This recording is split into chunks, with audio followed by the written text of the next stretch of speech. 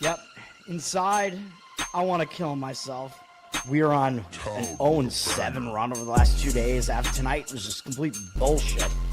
So that's how I'm going to start off this show. Horrible Sunday, 1-5. I don't even know what to tell you about that. I just don't want to do this anymore. I have never seen anything like this, man. With the slump continuing, 2 straight losses, not a good day at all. 0-4. I just have not had a good season, man. What kind of slump that I'm on? The slump continues. I've reached a new peak, actually. I'm gonna burn my Bruins hat, man. I don't know what is going on with the Bruins. March 8th, is that what it is? I don't even know. It's March 9th, I think. Who even knows, man? I don't know what day it is anymore. I don't even know what day it is anymore, man. Back with you after the worst day that I could possibly have. Back with you, as I always am. Until I die, at least. 0-2 yesterday, and yesterday did not go well for me. 0-5. The worst month that I've ever had in my 18 years doing this. I don't know what to even tell you about this anymore. Broke the slump yesterday as the slump just continues. The slump continues. Somebody fucking kill me, please. I don't even know what I should do at this point other than potentially end it all. What's up, everybody? It's Toad back with you. Toadstool Sports. Happy Thanksgiving Eve. It is Wednesday, November 26th. We did all the Thanksgiving food talk yesterday, though, right? So I don't know if we need to do all that again. If you guys want to fight about more of it, we didn't really talk about the desserts that much, but you know me as a pumpkin pie fan. Jeffrey, what's up? Thanks for hanging out. Dirty Sock, what's up? Yeah, yesterday on the show, thank you, sir. 4-0 for me, at least. Kansas was the early winner in the afternoon. No sweat on that one. That was easy, even if you laid the worst number, although I don't recommend that. Like, some of these bets, dude, like, college basketball, like I said, these lines move like crazy, and I think more often than not, they're going to agree with me because hopefully I'm doing what I do correctly, and the professionals agree with me, and the lines will move in that direction, so you got to get them earlier. Sometimes that's not going to be the case. Like with Austin P, although Austin P covered whatever number you got on that, but it was a better number. It was down to 5.5 throughout the day. It was down to 6, like when I did the show. 5.5, 6, whatever. At least it wasn't 7.5. Didn't even matter. They won easy in that one. Pulled away in the second half. Washington State was the one where you had to get the better number, even though they were in that game wire to wire. They were winning that game. They had the bigger margin. They had the bigger lead in the game over Arizona State. Washington State had, I think, almost a double-digit lead in the middle of the game into the second half, and then they fell apart late, but they were within 3 in the final minute of the game probably. I think maybe some intentional fouls happened at the end. They lost by 6, but the closing number was 5.5 on that, so hopefully you got a better number than that, because it was 7.5 in the morning, and I think it might have still been there when I did the show.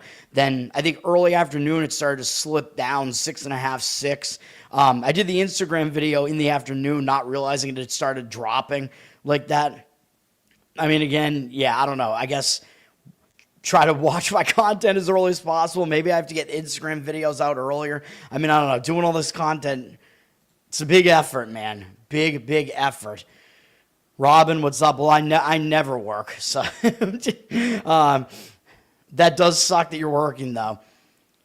The Chiefs have to win because you hate the Cowboys, the Cowgirls. I'm going to talk about those. I'm going to do a show tomorrow morning and talk about the Thanksgiving football, and hopefully it's going to be short because hopefully there aren't other – I think there are some college basketball games tomorrow, but not a lot.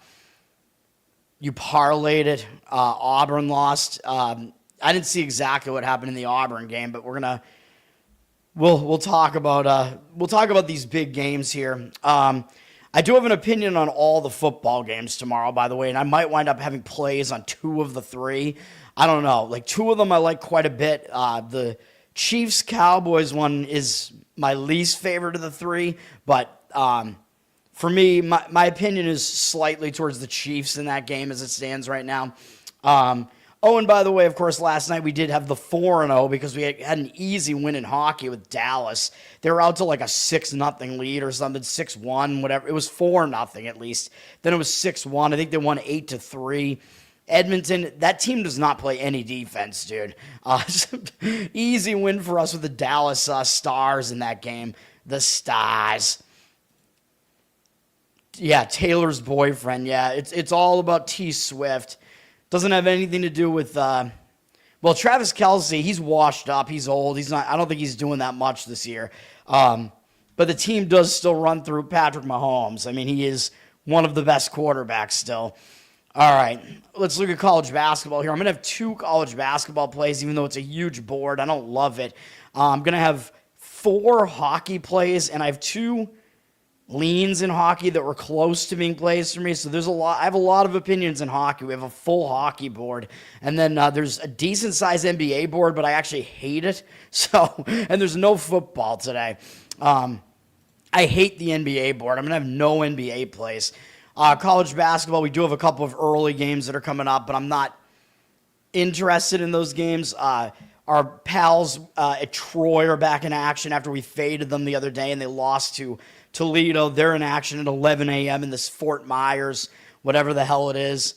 The Coconut Hoops, this is the loser bracket between them and St. Francis.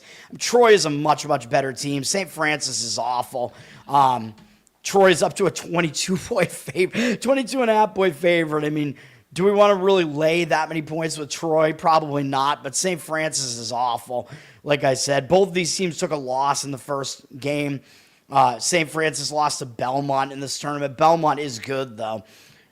So I don't know. There's nothing I really have to say about that game otherwise, though. But I don't think I would want to lay that many points, though. And it's a pretty moderate total in that game, too.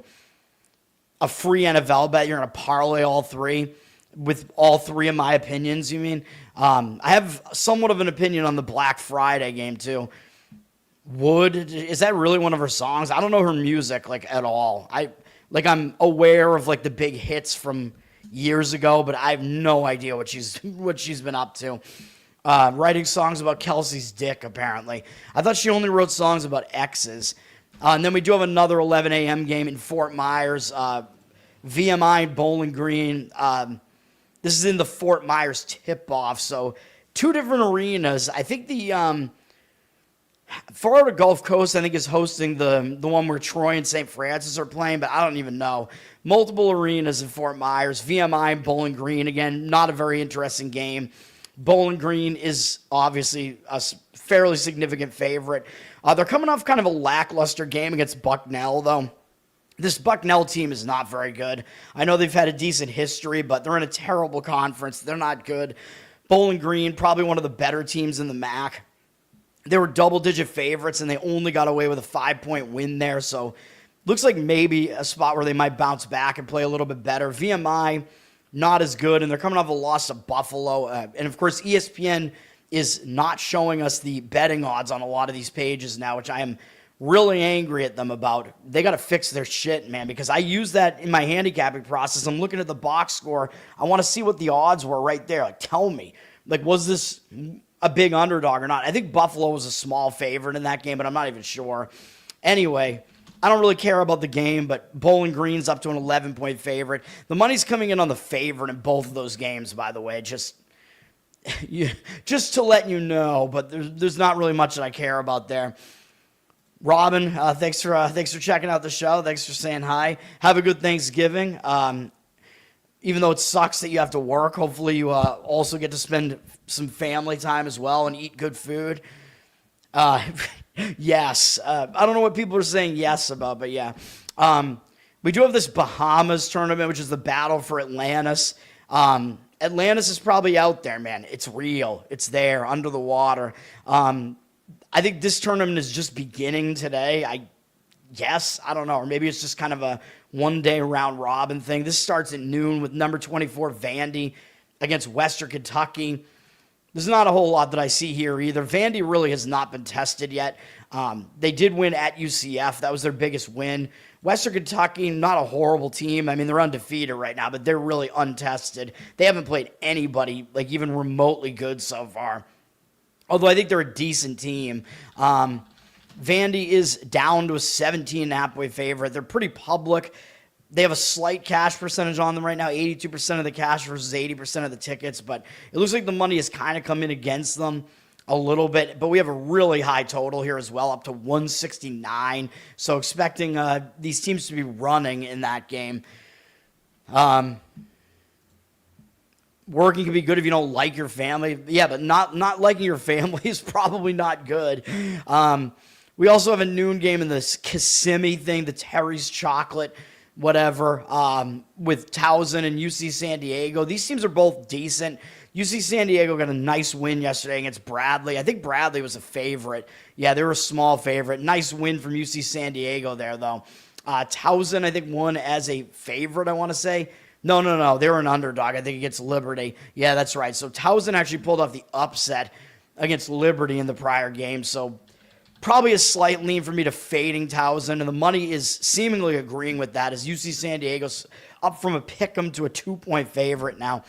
Might look too easy to play the team that's undefeated, but odds makers kind of telling you they're the slightly better team. Money coming in that way. 91% of the tickets, 95% of the cash on them. I don't really think it's a game where the public is really getting heavily involved. So I think, again, most of the tickets that are coming in on this, I think, are professional tickets. Very low total, by the way, at 138.5. So expected to be defense in that game or bad offense. We have this just awful game at noon between UMass Lowell and Stonehill, which I'll just shout out because it's a Massachusetts matchup. UMass Lowell they covered against us against St. Peter's, which I was pissed about because this UMass Lowell team, and they're just bad this year, man. They're bad enough that they're an underdog at Stonehill now. Stonehill just broke their losing streak with a win, so that I think they have a little bit of momentum here, man, whereas UMass Lowell played pretty competitively as an underdog in their last game. Now Stonehill, they have their first Division I win. Sometimes that will get that monkey off your back, propel you forward. I kind of like Stonehill in this one. They're down from a 3.5-point favorite to a 2.5-point favorite, but 62% of the tickets, 76% of the cash on them. So the money seemingly is coming in towards the Stonehill side there. 1 p.m., we finally start getting the big games. The MGM Grand in Las Vegas, the Players Era Tournament. We got Syracuse and Iowa State playing, which we've seen these two teams play twice already, and Iowa State's looked good, especially beating St. John's. But they also did beat Creighton yesterday, which I thought that they were going to be in a bit of a letdown spot coming off of that St. John's game, although sometimes in these tournaments, the letdowns don't happen because you get on a roll and you kind of just want to win the game and whatever. So Iowa State's looked good, but maybe they look slightly too good right now. They're undefeated still. I know they're definitely the better team over Syracuse. Syracuse has lost both games in the tournament, but you can explain why. I mean, they lost to Houston, and they almost beat Houston. So that's why I faded Syracuse yesterday off of that massive performance, and they couldn't really get anything done against Kansas yesterday. We got the easy win with Kansas yesterday, but now the value might be shifting back to the Syracuse side in this game. That is the way that I would lean. Iowa State is up to a 10-point favorite. The total plummeted 9 points. So I don't know if there's an injury or what's going on here. That's usually you do not see a total move like that, move that much. But kind of indicating it's going to be a bit of a lower scoring game, even though I think Iowa State does like to play somewhat fast. 78% of tickets, only 76% of the cash on Iowa State. So they're public. Less of the cash coming in on them. I would lean to Syracuse plus the points in that game, the way that tournament has been going, but don't feel that strongly about it. Hornets and Bucks. I already forget what my opinions even are on those games. Next up, I'm going to give out a play. We're in the middle of the best bet segment already. College basketball's chaos. It's always best bet time.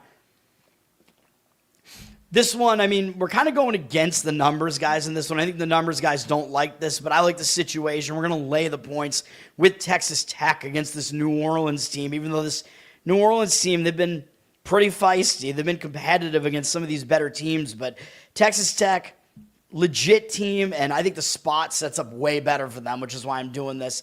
I know Ken Bum, he has Texas Tech, I think, outside of the top 25 now. Yeah, he has them at 27th, but they're still like a balanced team. I know they play on the slower side, which is not great for covering a big number like this sometimes, but the spot, I just have to do it, man. I know New Orleans, debatably, they're going to try to step it up here, but they're going into Lubbock. It's going to be difficult. New Orleans, I know they played competitively against TCU in the opener, but sometimes those opening games are fluky, and then they got absolutely destroyed going to LSU in the next game. And Texas Tech is a lot better than LSU. Now, the next time we saw New Orleans play a team that was really good, although they did pull off the upset against Tulane. That was a big game, but that was New Orleans playing against another Louisiana school. Big brother, little brother situation. Then they went out to the Pacific Coast, and we faded them here on the show with Pepperdine. We got the win in that one. New Orleans did not do well out on the Pacific Coast. Then they had to go down to Starkville and play Mississippi State in their last game, and this was a couple days ago, I think.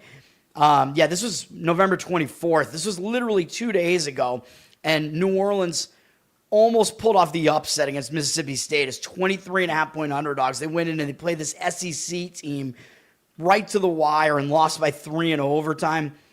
I'm going to say it again. I think that after a performance like that, they're going to be flat in the next game. I know they actually won the rebounding battle. They actually shot pretty poorly in the game and still almost won. So I know those are indicators that maybe it was a legitimate performance out of them, that they actually did play close, but I just don't know what they're going to have left in the tank, man. And they're playing another road game. This is their 7th road game in a row to start the season. And while, ideally you're going to try to put in a huge effort every time, but I just don't think it's going to happen. And so this number's already up to 28.5, by the way. So again, I apologize. I literally looked at this number less than a half hour ago, and it was 25.5, 26. Now it's 28.5, although luckily the number doesn't matter as much when it's in that range. The total is 157, so it's not low, at least. But, yeah, I mean, when you get up into the numbers that are in the 20s, the numbers, each point matters a little bit less.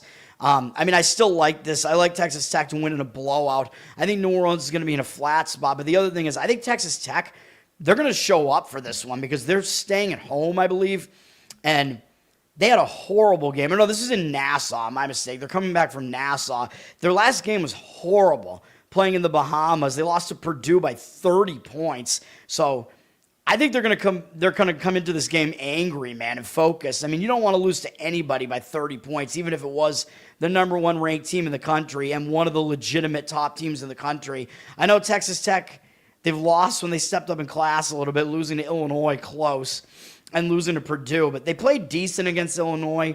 There was, I think, some outliers in that game. And Illinois, again, is really good as well. I mean, now we're talking about New Orleans, so Texas Tech is stepping way down in class, and Texas Tech has had more time off because they haven't played since Friday. So I know they were coming back from the Bahamas, but I think it's going to be good for them to just get out of there, play this game. I guess the only worry about this would be that are they going to get distracted by the fact that they have the holidays coming up and whatever, and the fact that they're on campus right now could maybe add to that distraction a little bit, but I don't know, man. I think they're going to be in an angry mood. New Orleans, I think, is going to come up flat.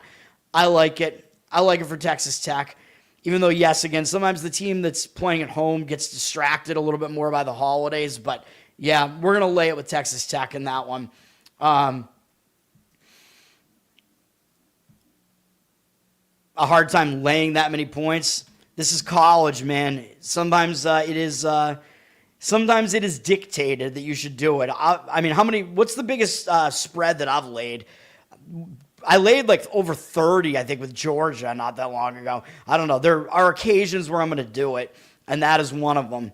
All right. We have our pals at Toledo playing against Belmont in the winners bracket here or whatever in the Fort Myers thing. One of the Fort Myers things. Belmont blew out St. Francis, but that's obviously not a surprise. Toledo pulled off an upset over Troy, so I don't know. To me, I think Belmont might be in the better spot here. They're definitely the better team.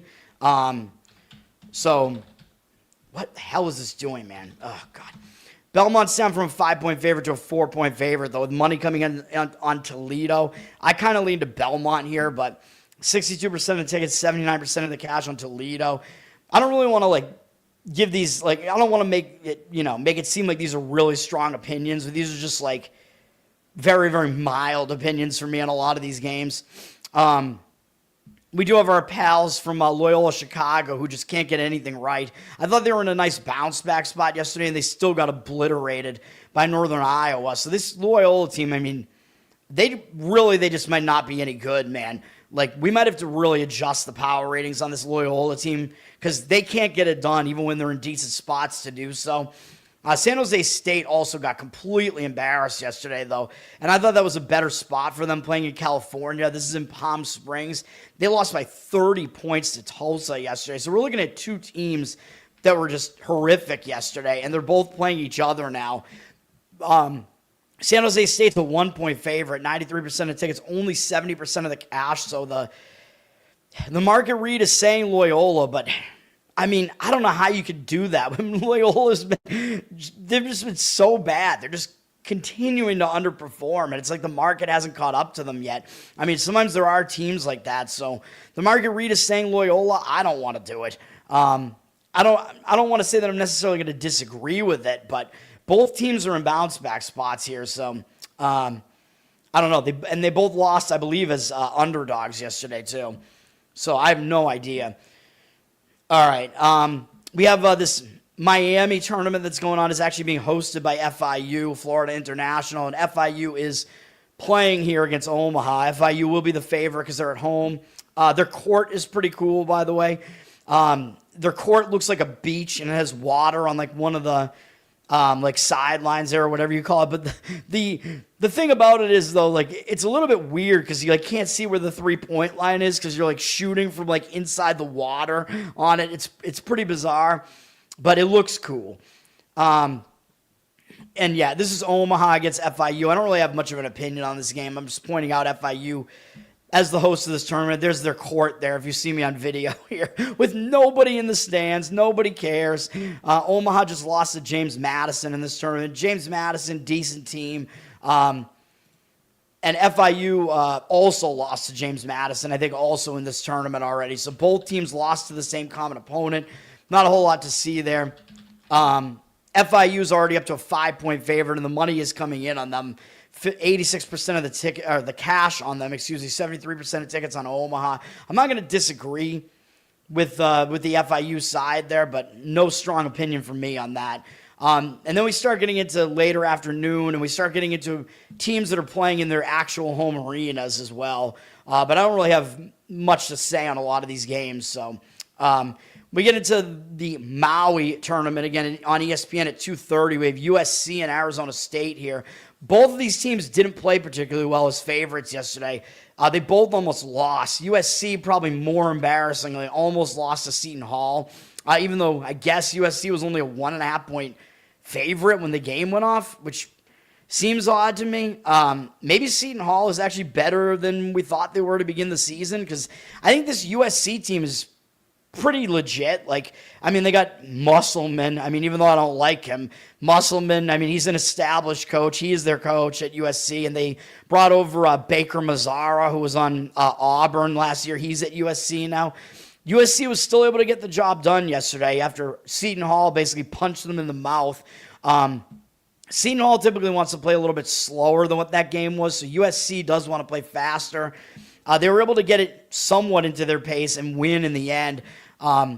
Although I guess debatably USC should have won by more, because after Seton Hall had a huge lead early, USC completely flipped the script, and they had the lead for almost the entire second half. It looked like they were going to pull away and cover, and they didn't. And Seton Hall came all the way back and tied the game. I don't know. I think after that, a little bit of a scare like that, I think you could say for USC, because they were the favorite, maybe they come out a little bit better in this game, although Arizona State also took a scare against former Pac-12 foe Washington State, which was one of our winners on the show, if you got one of the better numbers on it, which hopefully you did, because I gave it out early enough on the show, so hopefully people caught that. It wasn't early enough on Instagram, which my apologies on that. Again, these lines just move so quickly, and that's like a little bit out of my hands. I just look at the situation. I pretty much go with it, and for college basketball, I have a really hard time predicting where the line's going to go. So, I think it's usually going to go in my direction, but sometimes it doesn't. But anyway, both of these teams look like they're in bounce back spots. So it's kind of like, well, which one of these teams is coming off an uglier performance yesterday is really the question. The money's coming in towards USC. I mean, maybe because both teams are in really similar situations. Just default to the better team here, and that is USC. They're a 5.5-point favorite, 52% of the cash on them, 60% of the tickets are on Arizona State. So the public kind of leaning towards Arizona State here. I'll agree with the market. I would go with USC in that one and lay it, but I don't have a strong feeling for it. Liberty and Bradley should be a good game also in the afternoon here. A lot of these games televised on the ESPN networks as well. This is in that Kissimmee tournament, Terry's Chocolates. Bradley just took a loss in the tournament yesterday to UC San Diego. Difficult opponent there for them. Bradley pretty good, though, but Liberty lost as a favorite. So now the question becomes, is Liberty going to bounce back from that? Because it's kind of an ugly loss to a lesser Towson team, even though I think Towson is one of the better teams in the Colonial Conference. Or is Liberty going to be hung over because that was their first loss of the season? And sometimes that does happen. When you take your first loss, it just kills all that momentum, and then you effectively lose the same game twice. So I could see that going both ways. But looking at the market, Bradley looks very public. 80% of the tickets, only 59% of the cash on them. So they look like one of those dreaded public underdogs, with the money actually kind of moving the line on Liberty, it looks like. Up to 5 with juice from the 5. So the market read is saying Liberty. Again, I don't have a strong opinion, so I won't really disagree with the market in that one either. So slight opinion for me on Liberty. Out in the Bahamas, again, VCU playing South Florida. South Florida just took a loss at Oklahoma State. I mean, not really an easy place to play, even though Oklahoma State's down a bit. VCU coming off just wrecking Coppin State, although Coppin State is one of the absolute worst teams in all of Division I.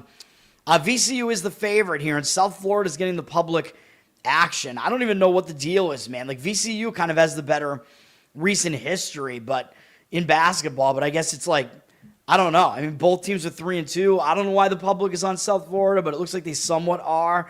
56% of tickets, only 54% of the cash on them. VCU, 1-point favorite, so oddsmakers telling you VCU is a slightly better team. Again, I would probably go that way with VCU. Don't really have a strong opinion on that one either. Not really going to disagree with it, though. Then we do have Jonesboro, Arkansas, which I think is Arkansas State, I guess, is hosting some sort of tournament here. North Dakota State and Jacksonville State are playing. Don't really have a strong opinion on this either, although the location probably is better for Jacksonville State. They are in Alabama, so they are closer. They're not in Jacksonville, Florida. Jacksonville State already played in this venue, too. They already played at Arkansas State in their previous game, and they lost. But that means they're used to the venue, whereas North Dakota State is not used to the venue. They last played, I believe, at home against a non-D1 team, so they're having to come down from Fargo here. So that is far to go. I lean to Jacksonville State in this one. The money pushed North Dakota State up from a pick'em to a 3.5-point favorite, but I would take the points with Jacksonville State in that one. I think the spot is better for them. I mean, the location is closer to them, and they already are familiar with that arena because they just played there. So I think that is an advantage to them. What else we got here? Southern Indiana playing Valpo. That's a little brother, big brother situation where Southern Indiana, I think, absolutely considers themselves to be a little brother. They're getting 10 points against Valpo. Valpo's off to a nice start on the season, but maybe you see Southern Indiana come out with a bit more intensity here as the little brother. Maybe they cover that number. I mean, their record looks awful right now. They're at 1-5, and they're certainly not a good team, but I mean, they've faced some okay competition, not great, but they haven't faced like real like weaklings either. So, and Valpo, I mean, Valpo has actually probably had, besides the fact they faced Kentucky, which obviously they lost, but they've faced some pretty weak opponents besides that. So, I don't know. I would probably lean to taking the points with Southern Indiana, but not a strong opinion. The Cancun tournament continues. Georgia State playing New Mexico State. New Mexico State did just beat UC Irvine in this tournament yesterday. That's a nice-looking win for New Mexico State there, although Irvine looks like maybe they're a little bit down. Georgia State 1-6 to start the season, but they faced some pretty difficult opponents for them, like Cincinnati, Arizona State, South Dakota State, all on the road. And then they lost to Samford in this tournament. Samford pretty good as well. So Georgia State, they are fairly battle-tested. They're probably not quite as bad as they look. New Mexico State's up to a 12.5-point favorite, 83% of the tickets on them, 60% of the cash coming back on Georgia State, and with a low total at 135. I would agree with the money in that one. I would probably take the points with Georgia State. But again, it's not a strong opinion by any means. Houston is facing Notre Dame now in Vegas on TNT. Now, this is a game I could see going both ways, kind of like what I said with, I don't know, I forget which team already, but Houston just took their first loss of the season, and that was a tough physical game against Tennessee, man. Tennessee got the tournament revenge as a small underdog. They beat Houston by 3. Now, the question is Houston going to come off that game a bit hungover, because it was a pretty physical game, a big game against a good team, and it was their first loss of the season. Could be a little bit of a difficult spot for them coming off of that, man. And they weren't a huge favorite, so it's not like they're going to be like, oh, we're going to immediately bounce back from that because it was a terrible performance. No, it wasn't. Although Houston was winning that game by a decent amount early, and then Tennessee came back and won. Notre Dame, I mean, they're coming off a pretty lackluster game against Rutgers. Rutgers not very good. Notre Dame actually the better team. Notre Dame was up to a 7.5-point favorite, and it did not cover. So I'm going to slightly lean to Notre Dame in this one. You're going to get a bunch of points because Houston is the better team. Houston's laying 11. It looks like some of the money is coming on Houston. 83% of the tickets, 85% of the cash. It's a low total because, of course, it is with Houston. If Houston's going to dictate the pace, it's going to be a low-scoring game, but that also means it's going to be difficult to cover a number like that. I would probably take it with Notre Dame, but not a play for me. Then in Fort Myers, we have Oral Roberts and Rice. This is an interesting game because Oral Roberts just pulled off an upset in this tournament of Kennesaw State. Kennesaw State was an 8.5-point favorite. Oral Roberts able to beat them. Nice performance there, pulling off the upset. However, even though they look like they're in a fade spot, Rice just played pretty well against Florida Gulf Coast, and it doesn't really look that way because they lost by 15, but they took Florida Gulf Coast, the host of this tournament, into overtime, the Coconut Hoops tournament. So that was actually a good performance from Rice, even though they were small-ish underdogs of 5.5. When you take like the host of the tournament, Florida Gulf Coast, on their own floor into overtime like that, it's going to be difficult to come back off of that, I think. So I mean, maybe you could argue that the other I'm not looking for Houston. Wait a minute. What am I? Oh, no, I'm looking at Rice. Maybe you could argue that Oral Roberts is in the slightly worse spot, though, because they did pull off a pretty big upset yesterday. The money is coming in on Rice. They're up from 4.5 to 5. Rice seems like they're maybe a bit of an improved team this year. 75% of the tickets are on Oral Roberts, 73% of the cash on Rice. Rice certainly not known for basketball as far as I've followed basketball, but they're favored for a reason. I mean, they are the better team according to the power ratings, guys. Money coming in that way, even though they're coming off that overtime game. I guess I'll agree with the market in that one, but it's not one that I really want anything to do with. In Boston, we do have Harvard playing Boston College, which usually Harvard is going to step up their game for a game against BC, man, because BC, they always attract the attention of all the other schools in Boston because BC is still considered to be the bigger brother there, even though they all kind of suck right now. Harvard coming off that loss to BU in their last game, which Boston University, which I gave out a winner on Boston University on the show in that game. Harvard could be a bounce-back spot. I mean, part of that handicap was that they might be looking ahead to BC, but they were also coming off that big performance where they almost won at Penn State. So it was a difficult spot for Harvard. Harvard, maybe they're looking ahead to BC here. BC has not been good to start the season, and they haven't exactly faced that difficult of a schedule either. BC's coming off losing at home, I think, to Tulane. I mean, that's pretty ugly. No, this is in Charleston, I guess. My mistake. This is in Charleston. So BC is coming back home off of that loss. Pretty ugly loss. Last time they were at home, they also lost. Oh, no, this was in Charleston, too. They lost to Davidson in Charleston. So I guess they won the last time they were at home, too, against Hampton, right? Am I right about that? I don't even know. Yeah. So at the Conti Forum, yeah. I have been there multiple times. But yes, BC, a lot of times when the team's returning home, if they had a bad performance in the last home game, I want to look to go with that team because they tend to do better when they're back at home, unlike in other sports. College basketball works a little bit differently, but in this case, I don't know, man. I mean, they're coming back from Charleston. Tulane is a decent opponent, and BC took that loss. I would lean to Harvard. I think Harvard is going to get up for this. The money doesn't totally agree. BC did drop from a 7.5-point favorite to a 7-point favorite.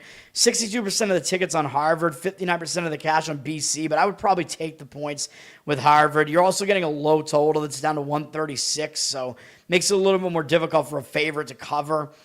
Not a whole lot else to say about that. And then we have, in Palm Springs, we have the other end of that Northern Iowa and Tulsa thing, where these two teams both won just very convincingly against somewhat weaker opponents. I mean, they were both favorites, but they both crushed yesterday. So now I think it just becomes a matter of which of these teams is the better team again. That is Northern Iowa, according to the odds makers. They're a 2-point favorite, although they're down from 2.5. 80% of the tickets on them, but 57% of the cash coming back on Tulsa. So the money's actually coming back on Tulsa. I'm not 100% convinced. Like in a situation like that, I kind of tend to lean towards the better team, which I do believe is Northern Iowa, but the money is against it. So what do I know? We do have in Kissimmee, we have Princeton against Vermont. Princeton almost pulled off an upset against Temple in the previous game in this tournament. Pretty big performance from Princeton. 8.5-point underdogs in that game, and they almost pulled off the upset. Could be a little bit of a hangover here. They're playing Vermont. I know Vermont's got this name. They're like always atop the American East, which maybe they still will be because it's not a good conference. But Vermont, I mean, they're not off to a great start, okay? They only have one Division I win, or no, two, over Brown and Northeastern. Not totally impressive, and now they're on a 3-game slide, including losing to Rhode Island in the last game. Rhode Island was the favorite, although only by 5.5. I mean, I guess debatably bounce back spot for Vermont because they looked pretty ugly in that game. I'm not going to disagree with it, though. Like I said, I think Princeton could be in a bit of a hangover coming off a pretty big performance as an underdog. Vermont underperformed in the last game also as an underdog. They're up from 4 to 6 as a favorite. Don't see the percentages yet. I'd probably agree with it and lay it with Vermont, but I'm not like jumping out of my seat to do it. We got a decent matchup in the Bahamas between Virginia Tech and Colorado State, two okay teams. In a situation like this, it's again, I think it comes down to which team is the better team, because I don't think these teams have played in this thing yet. Like Virginia Tech just last played at home a while ago, and they won easily against some inferior opponent, whoever that was. I just looked at it. Bryant. I mean, Bryant is an okay team in the American East, at least. Colorado State just last played against Denver, and they lost, though, remember.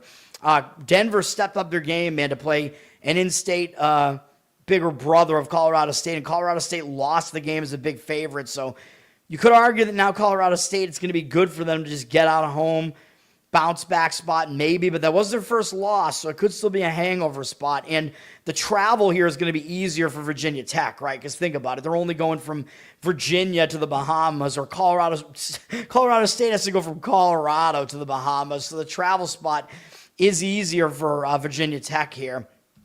So I have conflicting opinions on this. Virginia Tech's up from a 2-point favorite to a 5-point favorite, but the money looks like it's coming back on Colorado State.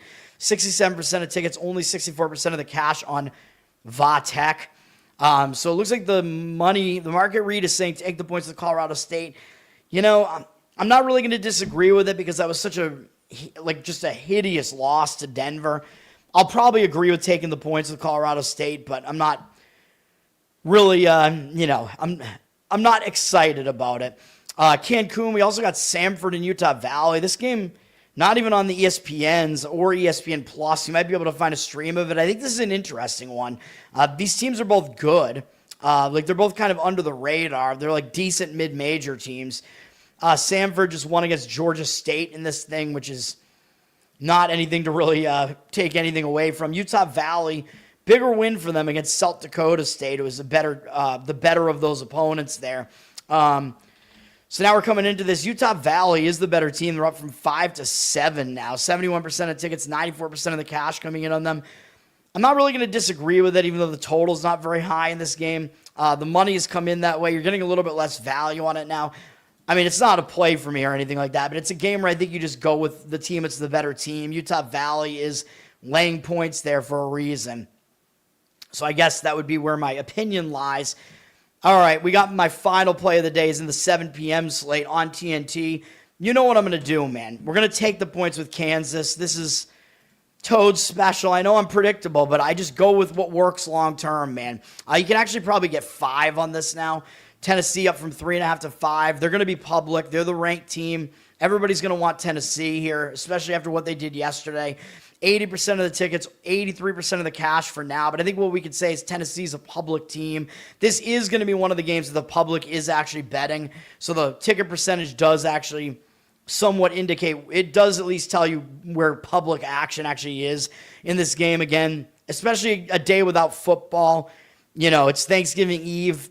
Public's going to want something to bet, and this is probably going to be the game they're going to bet in that, like, key primetime slot at 7. They're probably going to want some money on this game.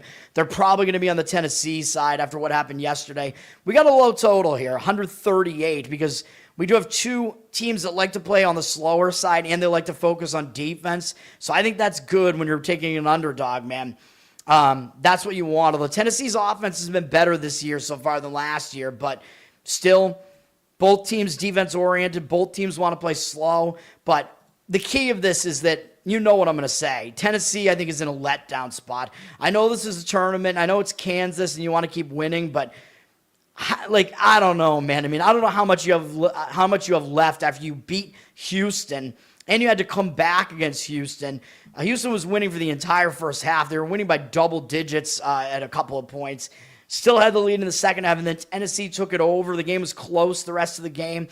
Tennessee just got by Houston in the game. Massive performance from Tennessee in the game.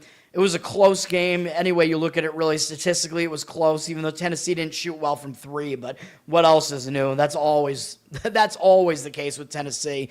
And this was even bigger because, remember, I pointed out, I slightly leaned to Tennessee in the game because the motivation was extra for Tennessee because that was revenge for the tournament the previous year, even though I know a lot of Tennessee's guys are gone from last year, but even so, Tennessee wanted that game, man. Houston was the team that eliminated them. Some of the guys are still there. Tennessee got the shot to get a little bit of revenge there, and they were able to do it. Yeah, man, I mean, that's the type of game that's going to take a lot out of you. It's physical. And then now they're going to have to face another team. It's probably going to get physical with them. And Kansas had a much easier game yesterday against Syracuse, which was one of our winners. I know Kansas hasn't been tested in the tournament. I get that. Tennessee has faced, obviously, the better team because they faced Houston. But when you're, when you're immediately having to come off of that game, that's not really a good thing. Like, oh yeah, you're battle tested, but you just had that battle, so like you're coming out of it all wounded and shit. Like, yeah, you're battle tested, but you need time to recover from your wounds. You know what I mean? This Kansas has just been kind of coasting in the tournament, so they have not had to put in as big of an effort. I think the spot sets up a lot better for Kansas, so we will take the points with Kansas in that night game there. That's the other play. 5.5 now. Yeah, even better.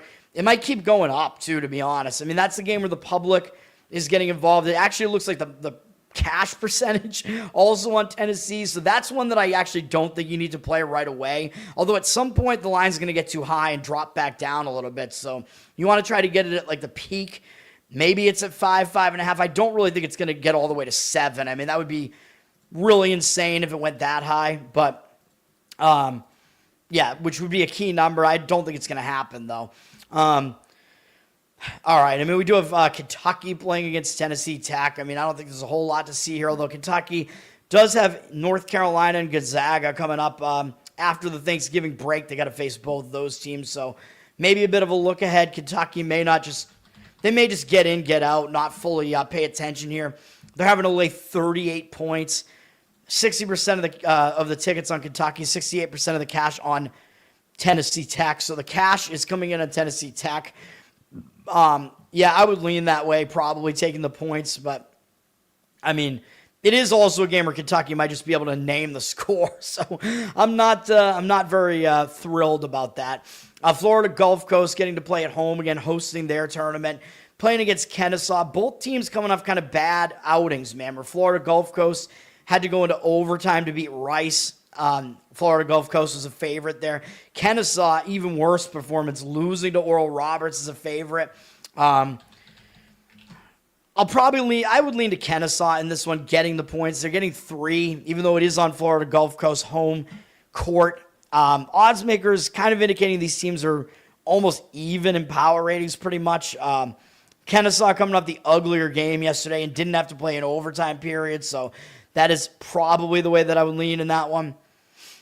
We get Eastern Michigan facing Cincinnati. Cincinnati doesn't even really have a look-ahead component to this, so I thought I was going to be talking about a look ahead, but I don't even know why I talk about some of these games. There's just not really much to say here.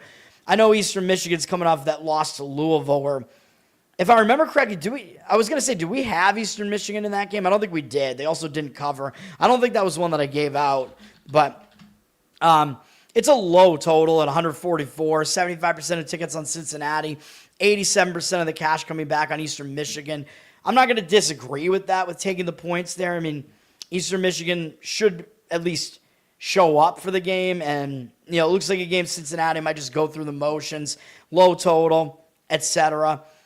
Whatever. I don't know what else. I don't know which other of these games we want to talk about. We do have a zigzag situation here in Indiana State and Louisiana Tech. Indiana State, they just beat Louisiana Tech at Indiana State 2 games ago for Indiana State. Indiana had a game against in-state little brother Ball State in the middle, and Ball State is just bad.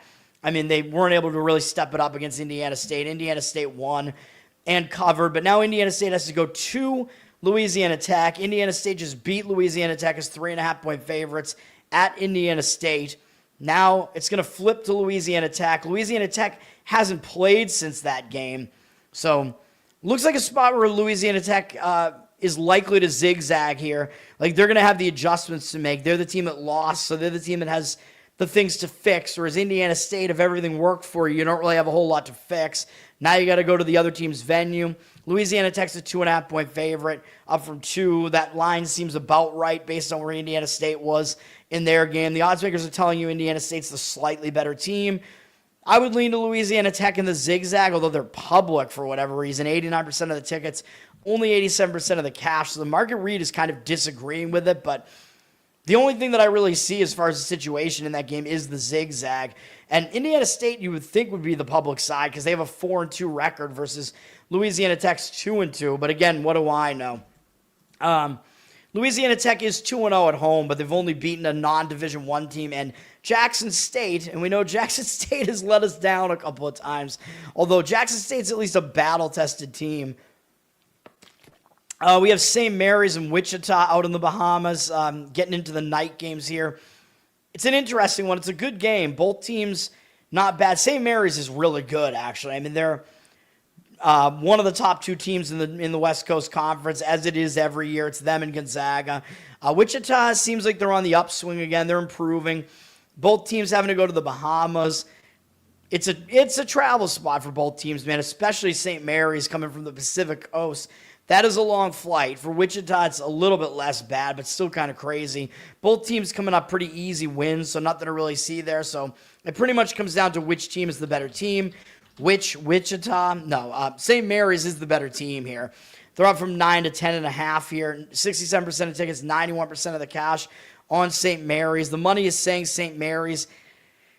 They're the type of team I don't love laying points with, though, especially a lot of points. Total's very low at 139. St. Mary's probably expected that they're going to control the pace. They slow the game way down. So it is difficult to lay a lot of points with them, even though they are good. Not a game I want any involvement in. Somebody mentioned St. John's Auburn, I think, or somebody mentioned Auburn at least. Number 14, St. John's, now number 21, Auburn, playing in Las Vegas at 8 p.m. on True TV. Big game. As far as this game is concerned, St. John's, nice bounce back after that loss against Iowa State. I thought that might hang them over, man, but they played well yesterday against Baylor. They got the win. Now they get Auburn. I mean, I presume St. John's is going to show up focused again in this one. Auburn, though, I think Auburn's going to be the more focused of the two because look at what Auburn did yesterday, man. And that was a game. Michigan, all of a sudden, last two games, at least just in this Las Vegas tournament, Michigan is just blowing out their opponents, man. Blowing out San Diego State and now blowing out Auburn.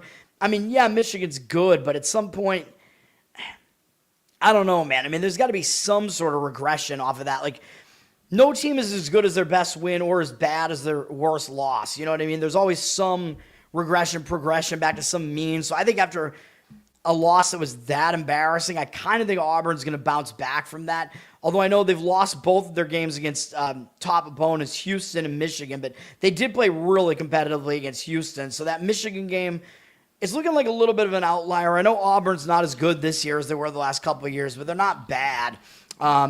St. John's is a 6-point favorite. They're the public side, 86% of the tickets, 95% of the cash on them, but I would probably look to take the points with Auburn in that game. And then, if I'm right, then we might be seeing the post-game press conference the post-game interviews looking a little bit like this. Yeah, inside, I want to kill myself. Yeah, so I don't know, but that is my opinion on that game. The public's gonna have a tendency to go with the team that looked better recently and has the better ranking. So that's what I have to say about that. Southern Illinois and Memphis. In Memphis, Southern Illinois coming off a loss to UAB. Not really a whole lot to see there. I think UAB probably is slightly better than Southern Illinois. Memphis is coming off. I mean, you could take this kind of both ways, right? Like, is that an ugly loss to Wake Forest, or is Wake Forest actually decent this year? And is that going to be considered to be a spot that might have Memphis hung over because that was an ACC team they got to face? Memphis is in one of the smaller conferences, so I'm kind of leaning towards the latter almost. Like, they consider that to be a step-up game. Memphis is very battle-tested, though. They've lost 4 games that they've lost on the road to Ole Miss. I know they lost at home to UNLV, but I pointed out how bad that spot was. That was a win for us on the show with UNLV, plus the points. Memphis was coming off playing Ole Miss, and then they had Purdue up next. Very bad spot. Then they came off that pretty close Purdue game and didn't play well against Wake either. So Memphis, I mean, all 4 of their losses are explainable, and 3 of them are to power conference teams, and the other was to a decent Mountain West team. So Memphis, they're not as bad as their record looks, and people are going to look at this, and why would you want to lay double-digit points with a 1-4 team against a 3-3 team? Like, I think the public is going to look at this and think that maybe it makes sense to take the points with Southern Illinois, but the odds makers are telling you what you should think, man. I mean, look at Southern Illinois' wins. They've beaten some Division II team, Kansas City, and Delaware. Those are not impressive wins at all. They face a much weaker schedule. So Memphis is clearly the better team here, despite the record. But the money is coming back on Southern Illinois, and that is what I worry about. Like, is Memphis, again, hung over after playing an ACC team and playing that run of big games? They're down from 11.5 to 10.5. Because I almost wanted Memphis in this game because it's one of those games where the line in the game is totally off from what the records would make you think. But then again, Memphis does still have all that name recognition. They're coming off that big game where they lost. 55% of tickets on them, 85% of the cash was Southern Illinois. So the money's coming in on Southern Illinois. I mean, I don't want to say that I really agree with it. I mean, I guess I slightly do agree with that. But man, it's just a game I have to stay off of. Northern Arizona hosting their tournament. We got the win with them in the first game of the tournament. They're playing SEMO, though. SEMO is a pretty good team, even though they're 2-4 right now. They're battle-tested. Their losses are to St. Louis, Missouri, St. Thomas, and Iowa. Those are all good teams, man. So this SEMO team is not as bad as their record looks. Northern Arizona only favored by 1.5 here. So the odds makers are telling you that SEMO is actually the better team here. Actually, Northern Arizona's up to a 3-point favorite now here, but I would probably take the points with SEMO. Northern Arizona just pulled off that nice upset. We got the win on the show with them against Cal Poly. Cal Poly not very good, though. Southeast Missouri just beat Cal Poly more easily, so people might see that, and maybe the public would have a tendency to lean towards SEMO, but I think they are legitimately the better of the two teams here, though, so that is the way that I would lean. Taking the points with SEMO.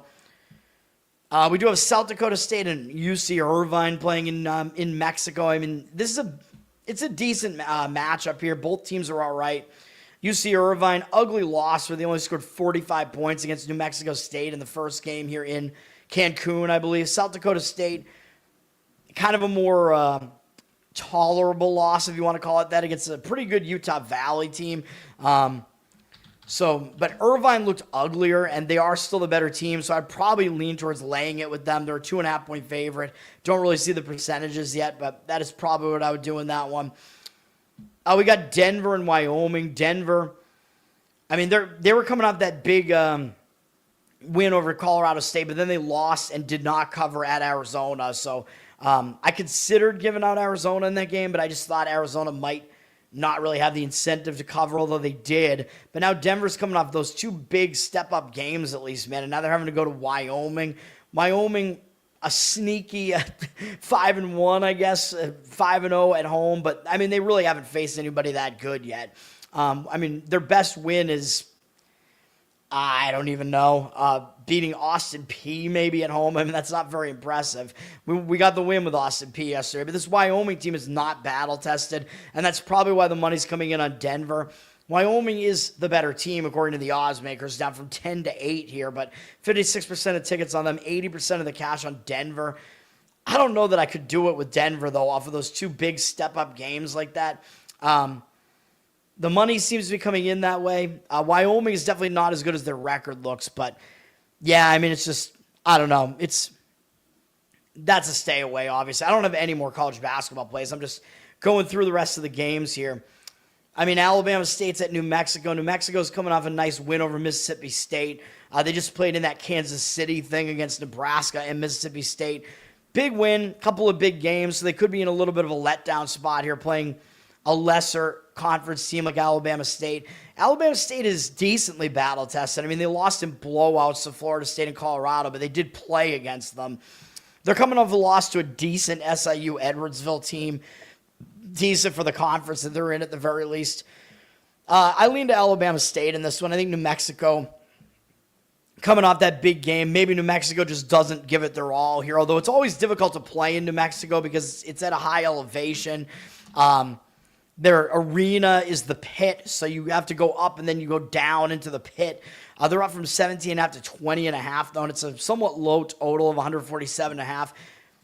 This New Mexico team might not be that fast-paced New Mexico team that we're used to. I think that was under Richard Pitino, and he's no longer there. Yeah, I would probably take the points with Alabama State, but not a strong opinion. Las Vegas TNT, one of the big games of the night at 9:30 p.m. Eastern. We got number 12 Gonzaga, number 7 Michigan. And you know me, I think Gonzaga is definitely underranked at 12. Ken Bum has them as his number 1 ranked team right now. He's got them very, very balanced, but he has Michigan not far behind at number 4. He has Michigan number 1 in defensive efficiency right now, although he has Gonzaga, the better offensive team. That's not surprising. He actually has both teams as fast-paced teams, both teams pretty strong strength of schedule, both teams high in the luck index. So he actually, according to Ken Bum, both teams are overperforming, but I actually think they're both underranked in the rankings right now. Michigan, though, I mean, Michigan could not have looked better in this tournament so far. I mean, they've won by 40 against San Diego State and then by 30 against Auburn. So, again, there's got to be some regression here, man. I mean, look at what they did earlier in the season. They almost lost to Wake Forest and TCU. So, like, will the real Michigan step up? Well, I think the real Michigan is better than those games would suggest, but not as good as these recent games suggest. So I think it's somewhere in the middle. I think Gonzaga is the better team, and they are rightfully favored in this game. And people are going to look at this and think, oh, my God, I'm getting points with this Michigan team. It's blowing everybody out. They're ranked 7th. Both teams are undefeated. The public's going to have a tendency to want to take the points with Michigan. So you know me, I'm going to have a tendency to buck that and go with Gonzaga. And you know I keep talking about Gonzaga. They're in a good venue here. They had an easier game yesterday against Maryland, even though they blew them out by almost 40 points. Nobody's really going to look at that. I mean, Maryland, they're just not as good this year. They lost their best player as well. So people are, I think, going to probably overlook that game a bit. But Gonzaga, they have a decent crowd in Las Vegas, man. The venue's good for them. I know that probably winds up meaning more in the first game, but we're coming into like the end of this tournament here, and yeah, I mean, both teams are going to show up, but yeah, I think Gonzaga is the right side here. They've flipped from a 1-point dog to a 2-point favorite, which I think is accurate. I think they're the better team. I think they are the rightful favorite in the game. 79% of tickets, 81% of the cash on Gonzaga. I mean, I think Ken Baum has them as a very small favorite in the game, so the line is sort of right where it should be now. We'll see what happens. Oh, I'm still going. This show is going to go at least an hour and a half, close to 2 hours probably.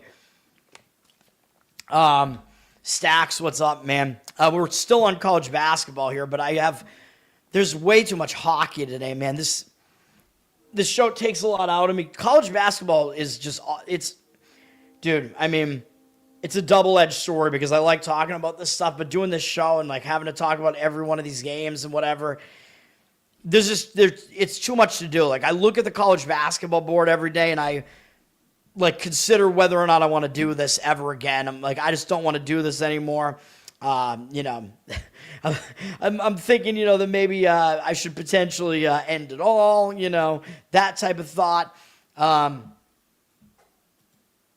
Fuck hockey. I mean, dude, yeah, I mean, this is awful. I don't want to do it. NC State and Texas are playing in Maui here at the Chaminade thing.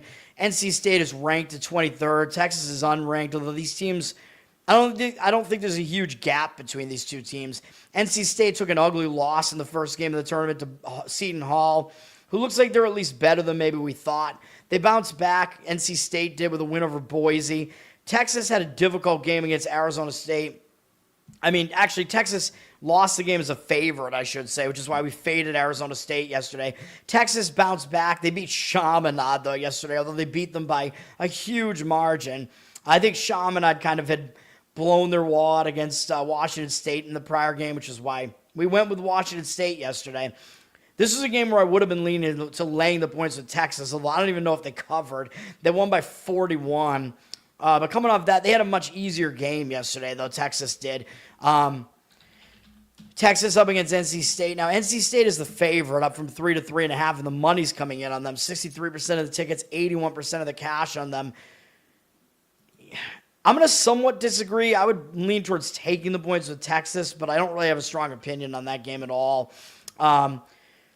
Interesting game in Palm Springs between Iowa and Grand Canyon with this Ben McCollum Iowa team. It's off to a 6-0 start. They just got their best win of the season against Ole Miss in their last game, so you could argue this is a letdown spot. And they have Michigan State coming up after the Thanksgiving break, and then Maryland. So they got two conference teams, and then Iowa State after that. So 3 big games. I mean, they have their Big Ten opener against one of the better teams in the Big Ten. 2 Big Ten games, and then after that, they have their huge rivalry against Iowa State. They might overlook Grand Canyon here, man. Coming off a big SEC win over Mississippi State. Grand Canyon at 4-2. They're a little bit under the radar. I know they lost. They did have a bad game. They lost to Youngstown State. Youngstown's an all right Horizon team. Grand Canyon should have won the game, though. They were the favorite, but whatever. And then they did lose as an underdog at St. Louis. St. Louis, pretty solid team. Grand Canyon, my worry about them is they just beat Utah. That was a big win for Grand Canyon, man, against a Big 12 team. Yeah, they're still going to step it up for a Big 10 team, too, but I do worry about, effort. Like, they have to put in a huge effort here, 2 games in a row like this, although both teams are going to have to do that. The money's coming in on Iowa, and it's now up to 9, up from 7 to 9, 77% of tickets, 97% of the cash on Iowa. So the money's coming in on Iowa. I would lean towards taking the points with Grand Canyon, though. The total's down to 145. It's a low total. Iowa, I mean, this is not the Iowa team that we've seen over the last several years, right? Like, this is not the, Fran McCaffrey. It's not that Iowa team anymore. They're not running up and down the floor and, running at a ridiculous pace. This is Ben McCollum. This is Drake from last year. They play really, really slow. So it's a completely different Iowa team. Not exactly the style that you want to lay points like that with. So I would take the points with Grand Canyon in that one. I was considering it being a play until I kind of thought about, Grand Canyon's coming off the game against Utah. It does worry me a little bit. Oh, well, thank you, sir. We're almost done with college basketball. Few big games left, though. Late night, 10:30 p.m. in Las Vegas, 10:30 p.m. Eastern, Baylor and San Diego State. San Diego State did bounce back nicely with a win over Oregon after getting blown out by Michigan. Nice win over Oregon yesterday. Baylor, they're coming in after taking a loss to St. John's. But that was their first loss of the season, so I always talk about how that can kind of hang you over into the next game. Although you could debate it's a bounce-back spot for them. San Diego State had the better-looking game yesterday. Baylor is the favorite. Odds makers considering them to be the better team.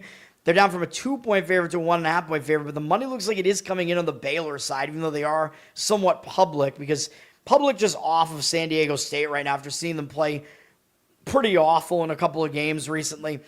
And I don't think they put much weight into that win over Oregon. I think they give Baylor a pass for losing to St. John's. 77% of tickets, 90% of the cash on Baylor, though. So the money looks like it is also on Baylor. You know, I don't really disagree, though, with the Baylor side. Just, I can see arguments for both sides. I got to stay away. And then we have Maryland against Alabama, also in the Las Vegas thing. Two different venues hosting these games here. Maryland just got blown out by Gonzaga. Could be a bit of a bounce back after that. I mean, I know Gonzaga's an elite team right now, but you don't want to get blown out by almost 40 points against anybody. So I expect Maryland to play better this time. Alabama, they're coming off blowing out UNLV in UNLV City in Las Vegas. Alabama not only blew them out, but scored 115 points. So you have a team that won by almost 40 and put up 115 versus a team that lost by almost 40. You know me, I'm going to want to be on the team that lost by 40 coming into the next game. I would take the points with Maryland. Not a strong opinion, though. Alabama's a 13-point favorite. They're obviously the better team. We know Maryland's without their best player, maybe for the season. So somebody's going to have to step it up and become their new best player, which sometimes does happen in college basketball. 82% of the tickets, 55% of the cash on Alabama. They're a very public side. The total's pretty high at 165.5. I wouldn't really disagree with an over in that game either, even though it looks almost too obvious. But Maryland, I mean, they look like they have not been very good defensively. I mean, they just gave up 100 points, and Alabama just scored well over 100. Which does, again, mean it almost looks too easy to take the over, but I don't think you can play the under in this one, man. What's up, Nate? I don't even know how to pronounce this. Swervethan Latoning Splat. Yes, thank you, sir. That is me. And then Utah and Ole Miss are playing in Palm Springs at midnight. Both of those games I just talked about are at midnight. Utah coming off the loss to Grand Canyon, although Grand Canyon might have actually been the favorite. Yeah, Grand Canyon was favored in this game out in California. Grand Canyon is actually the better team, according to the odds makers and the power ratings guys.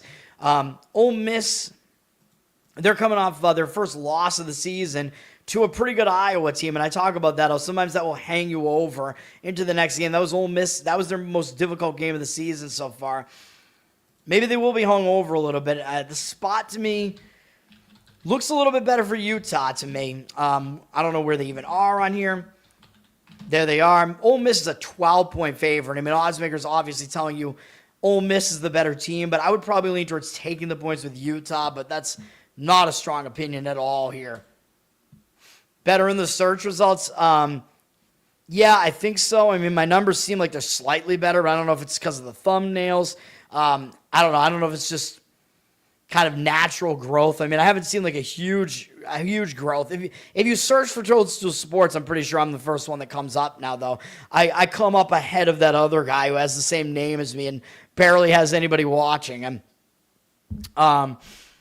So, yes, I believe so, because Better Off Dead, even though it started actually coming up for Better Off Dead, but it always was conflicting with, the John Cusack movie and whatever. These 11 a.m. games have already started. If people are interested in that, let's go to hockey. I have a bunch of plays in hockey here. I'm going to try to do this quick. Nashville at Detroit. These are all night games, by the way. There's no afternoon hockey today. Sometimes I think there is, but Nashville coming off just another horrendous loss to Florida. I mean, what else is new, man? This Nashville team, it seems like it doesn't even matter how good Saros is. He's in net, whatever. I mean, they just keep losing, although they're starting a road trip off of an ugly loss, which historically, I mean, that is a focus spot. So there is that at least. For Detroit, they're coming off a game against New Jersey where they lost by 1 at New Jersey, and they do have Tampa up next, and Tampa's been really hot, so it does almost look like a sandwich spot for Detroit here. It looks like a better spot for Nashville, so my opinion, I mean, the process tells me that Nashville is the side to lean with in this game, but I can't do it. I'm leaving it alone. I'll agree with the Nashville side, but no thank you. 90% of tickets, 88% of the cash on Detroit. I mean, the market is agreeing with this Nashville side. Detroit's very public. They're down from minus 165 to minus 150. Money coming in against them, reverse line movement. Everything sets up decently for a lean on Nashville. I would say that's my third strongest lean that's not on my card. I have 4 plays, 2 leans, and I'm going to tell you what they are that are the stronger ones. And then I think Nashville is actually the next strongest after that, believe it or not. But I just don't know if I can have my money on that team, man. I don't know if I can do it.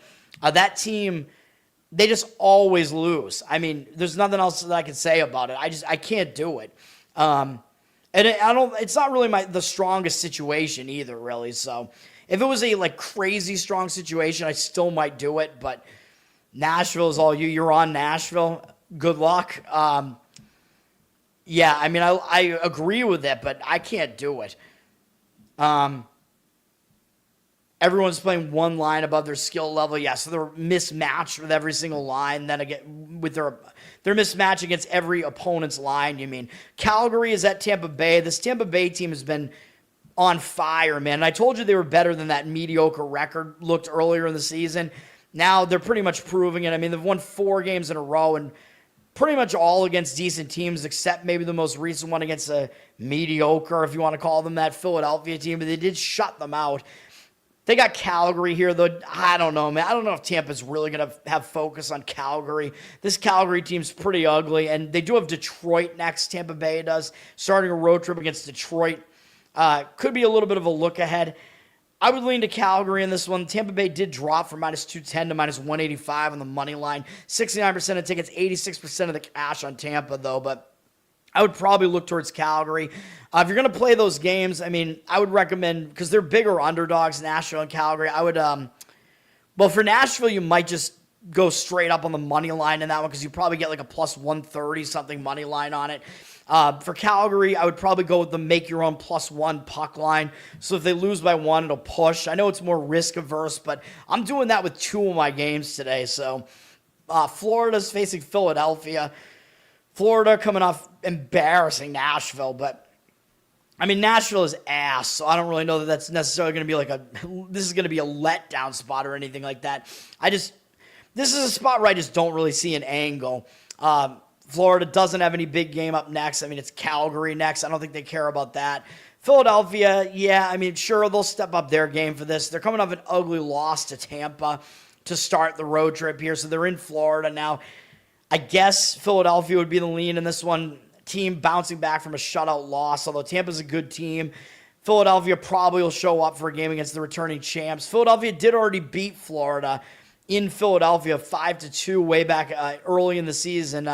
Actually, they're 1-1 against each other. The season opener was Philadelphia at Florida, and Florida beat them in that game. Then Philly beat Florida back to get revenge. So I guess if the series zigzags and the home team keeps winning, that would actually mean that Florida would actually win the game. They are the favorite here. They're up from minus 175 to minus 182, but they're public. 90% of tickets and only 50% of the cash. I still will agree with the market read in that one. I would lean towards Philadelphia, but I don't want it. Next game is my Boston Bruins at the Islanders. I believe the Bruins beat the Islanders already once, if I'm not mistaken. Did they? Yeah, 5-2 at home. Actually, they beat them twice. They beat them on the road as well in a shootout in November. Late October and early November for those 2 games. So it's double revenge, I guess, for the Islanders. Although I don't know how much weight you want to put into revenge. I mean, because revenge happens all over the place. If you're looking at in-season revenge, it's not as strong as, I think the strongest revenge is obviously the playoff revenge, the team that ended your season. But then next, I would say, is quick revenge, like a team that just beat you that's in very recent memory. Maybe this is in less recent memory. The Bruins are in a weird spot here, though. They've had multiple days off, but it's because they're traveling across the country, so I don't love that. But they're coming off a pretty ugly loss to a bad San Jose team. Bruins finishing the road trip. I mean, maybe they still will be focused for those reasons. Still could be maybe a bounce-back spot coming off that loss. And the fact they want to split the road trip. But this is weird because they're returning all the way back to the Northeast. Although they're not going to be at home, so they're not going to be distracted by the home stuff because they're still in New York. They're still, a 4-hour drive away from home here. So, yeah, I mean, it looks like somewhat of a spot where maybe the Bruins will still be focused, but they are having to travel cross-country, which is not easy. The Islanders are just staying at home, which is, I think, easier for them. And they've had multiple days off just staying at home. Yeah, they won the game going into that rest, but only on a 1-game win streak. I don't know if that rest is really going to hurt you. And I do think they're going to be focused again because I think the fact that they did lose twice will maybe give them some extra focus here. So I lean to the Islanders in this one, unfortunately. They're down from minus 160 to minus 158. 75% of the tickets, 81% of the cash on the Islanders. They're a little bit public, but I think the spot is better for them, so that's the way I lean in that game. Yes, Pasternak, very fun to watch. Geeky, I've seen them play live before as well, yeah.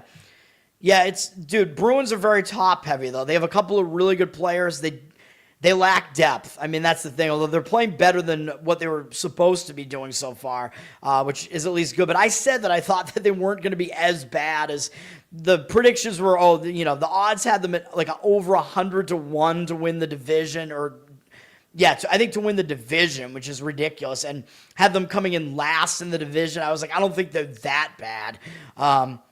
All right, next up is going to be one of my plays. We're still in the middle of the best bet segment here. It's all best bets all the time. Let's do it. This one, I think the market disagrees with me, and I know Pittsburgh is not as good as their record looks, but this is a spot play. We're going to be on the Pittsburgh Penguins, even though I'm not a fan of them. I know, again, they're not as good as their record looks, but it actually looks like we are fading the public with them now. Believe it or not, 70% of the tickets and 65% of the cash on Buffalo. Pittsburgh looking like an anti-public favorite here at home. Down from minus 122 to minus 118. I don't really know why the public would be on Buffalo, though. I mean, Buffalo, they're at 500. They've been really bad on the road, though. Pittsburgh, decent record. I know they're not as good as their record looks, though, but I think the spot sets up better for them. Buffalo's not good on the road. They have one road win, and they're 1-5-2 on the road, so ugly on the road. Pittsburgh's been decent at home, 5-3-2, although I know, again, they are a little bit overrated. But I also do not like the spot for Buffalo here. Buffalo just beat Carolina, dude. So I think it's a natural letdown after that. And they went into an extra break. They had 2 days off after that to kind of bask in that win, and it could disrupt their winning momentum because before that they scored 9 goals in a win against Chicago. So when you're rolling to that degree, you do not want to have extra time off, man.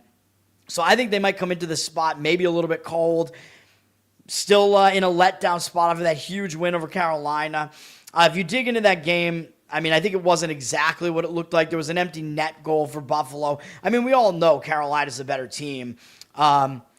Carolina outshot them. Buffalo did hit them, though, so they were the more physical team, although Carolina did win the face-off battle as well. So the game wasn't exactly what it looked like. And Buffalo, after this game, they do face New Jersey, so maybe they have their eyes set on that. Just even though Pittsburgh has a winning record and they're closer geographically to Buffalo, I just don't know, man, because New Jersey has been really good to start the season. To me, it seems like Pittsburgh is kind of under the radar now. I mean, I don't want to say under the radar. I think they're expectedly regressing because they've lost 5 of their last 6 games. But again, I think this is a spot where they do get one. They've had even more days off. They've had 3 days off, and they haven't won since coming back from Sweden. I mean, they came back from Sweden. That's a difficult spot. They got shut out by Minnesota. That is ugly. And then they took an overtime loss to Seattle. But that was back on Saturday. So they've had a lot of days off to disrupt this losing momentum. I think they're going to show up for this, man. This is the last game of this homestand before they go to Columbus for a game. I think they're going to want to get this one, man. Like, again, they haven't won since winning the second game in Sweden. I think they're going to show up with something here in this one. Spot is a lot better for Pittsburgh. That's the play in that one. All right, let's keep it going. We have Winnipeg at Washington. This is not a game that I'm going to get involved in. Washington, decent team, just blew out Columbus, which is not totally impressive. But Washington's won 4 of their last 5 with some impressive wins in there, too. They've been scoring a lot, which means the public is probably going to be on the Washington train right now because they keep scoring if the public wants to get involved with hockey here. They're staying at home. Washington does have Toronto up next after this game against Winnipeg today, where Toronto maybe gets more of their focus because Toronto's, an original 6 team. They're still an Eastern Conference team, whereas Winnipeg is not. Winnipeg's been on a bit of a slide, man. Winnipeg's lost a couple games in a row now. One of them was to Carolina, though. We know Carolina's really good. But now they're coming off getting shut out by Minnesota. They've had 2 days off to kind of break that losing momentum there. Now they're starting a road trip. So I think they're going to be focused because when you're on a losing streak like this, you got a couple of days off. That can help you out. It can help you just refocus on hockey, alleviate the distractions, break up that losing momentum. The only issue is they do have Carolina next, and that might be a big look ahead because Carolina did just beat them at home. So I do think they want that Carolina game. Are they really going to overlook the first game of a road trip, though, when they're not playing well? I think no. So my lean would still be to Winnipeg in this game, although the money's disagreeing with me on this one. Washington's down from minus 155 to minus 150 here. Kind of odd to see Winnipeg being that big of an underdog. Pun, I guess, intended. But 59% of tickets on Winnipeg, 74% of the cash on Washington. So the money is on the Washington side there. I somewhat disagree with that one. Next up, here's a play for you. It's going to be one of our split bets. We're going to make our own puck line. I'm playing the Rangers on the road, man. What else can I do? Even though they just had a bad road trip, but that was out, Pacific time, elevation against, I know they're playing a really good team here too, but that was just, I think those venues are worse for them. I think you're going to get the Rangers showing up in this one. Rangers, you can get the plus 1.5 puck line at minus 150 and the underdog price money line at plus 165.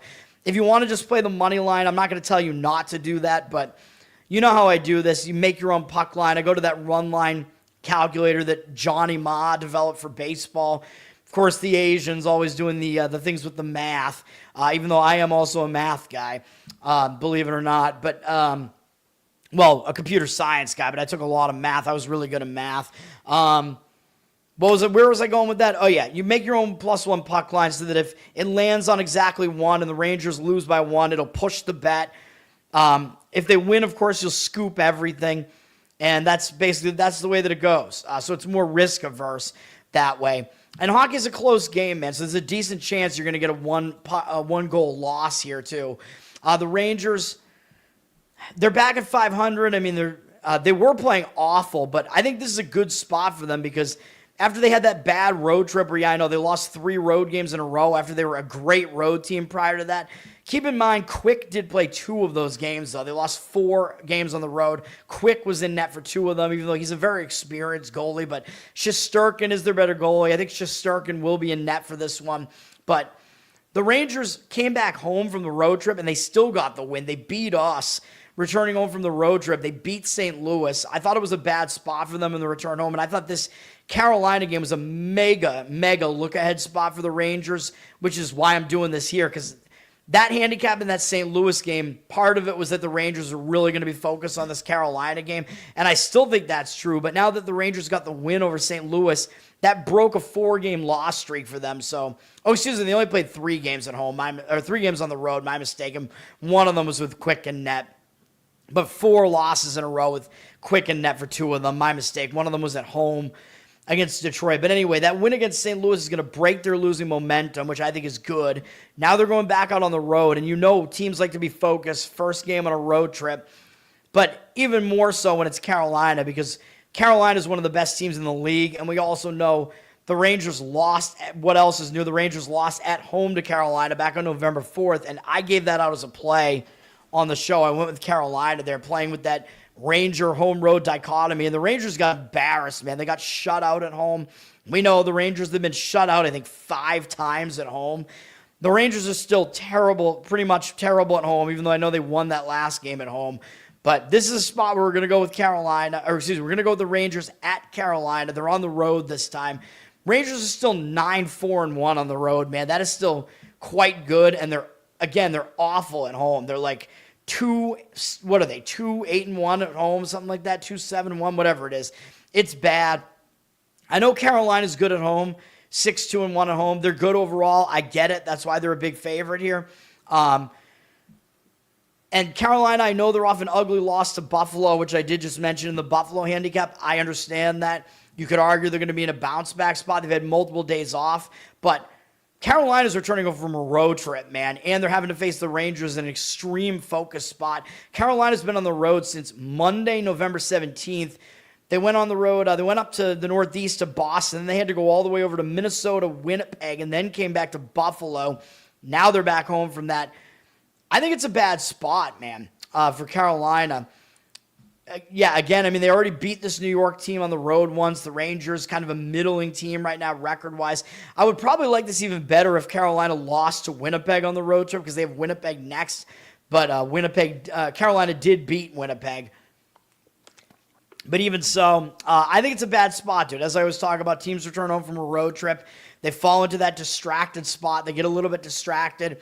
I think the Rangers can at least push this thing for us, if not win the game outright.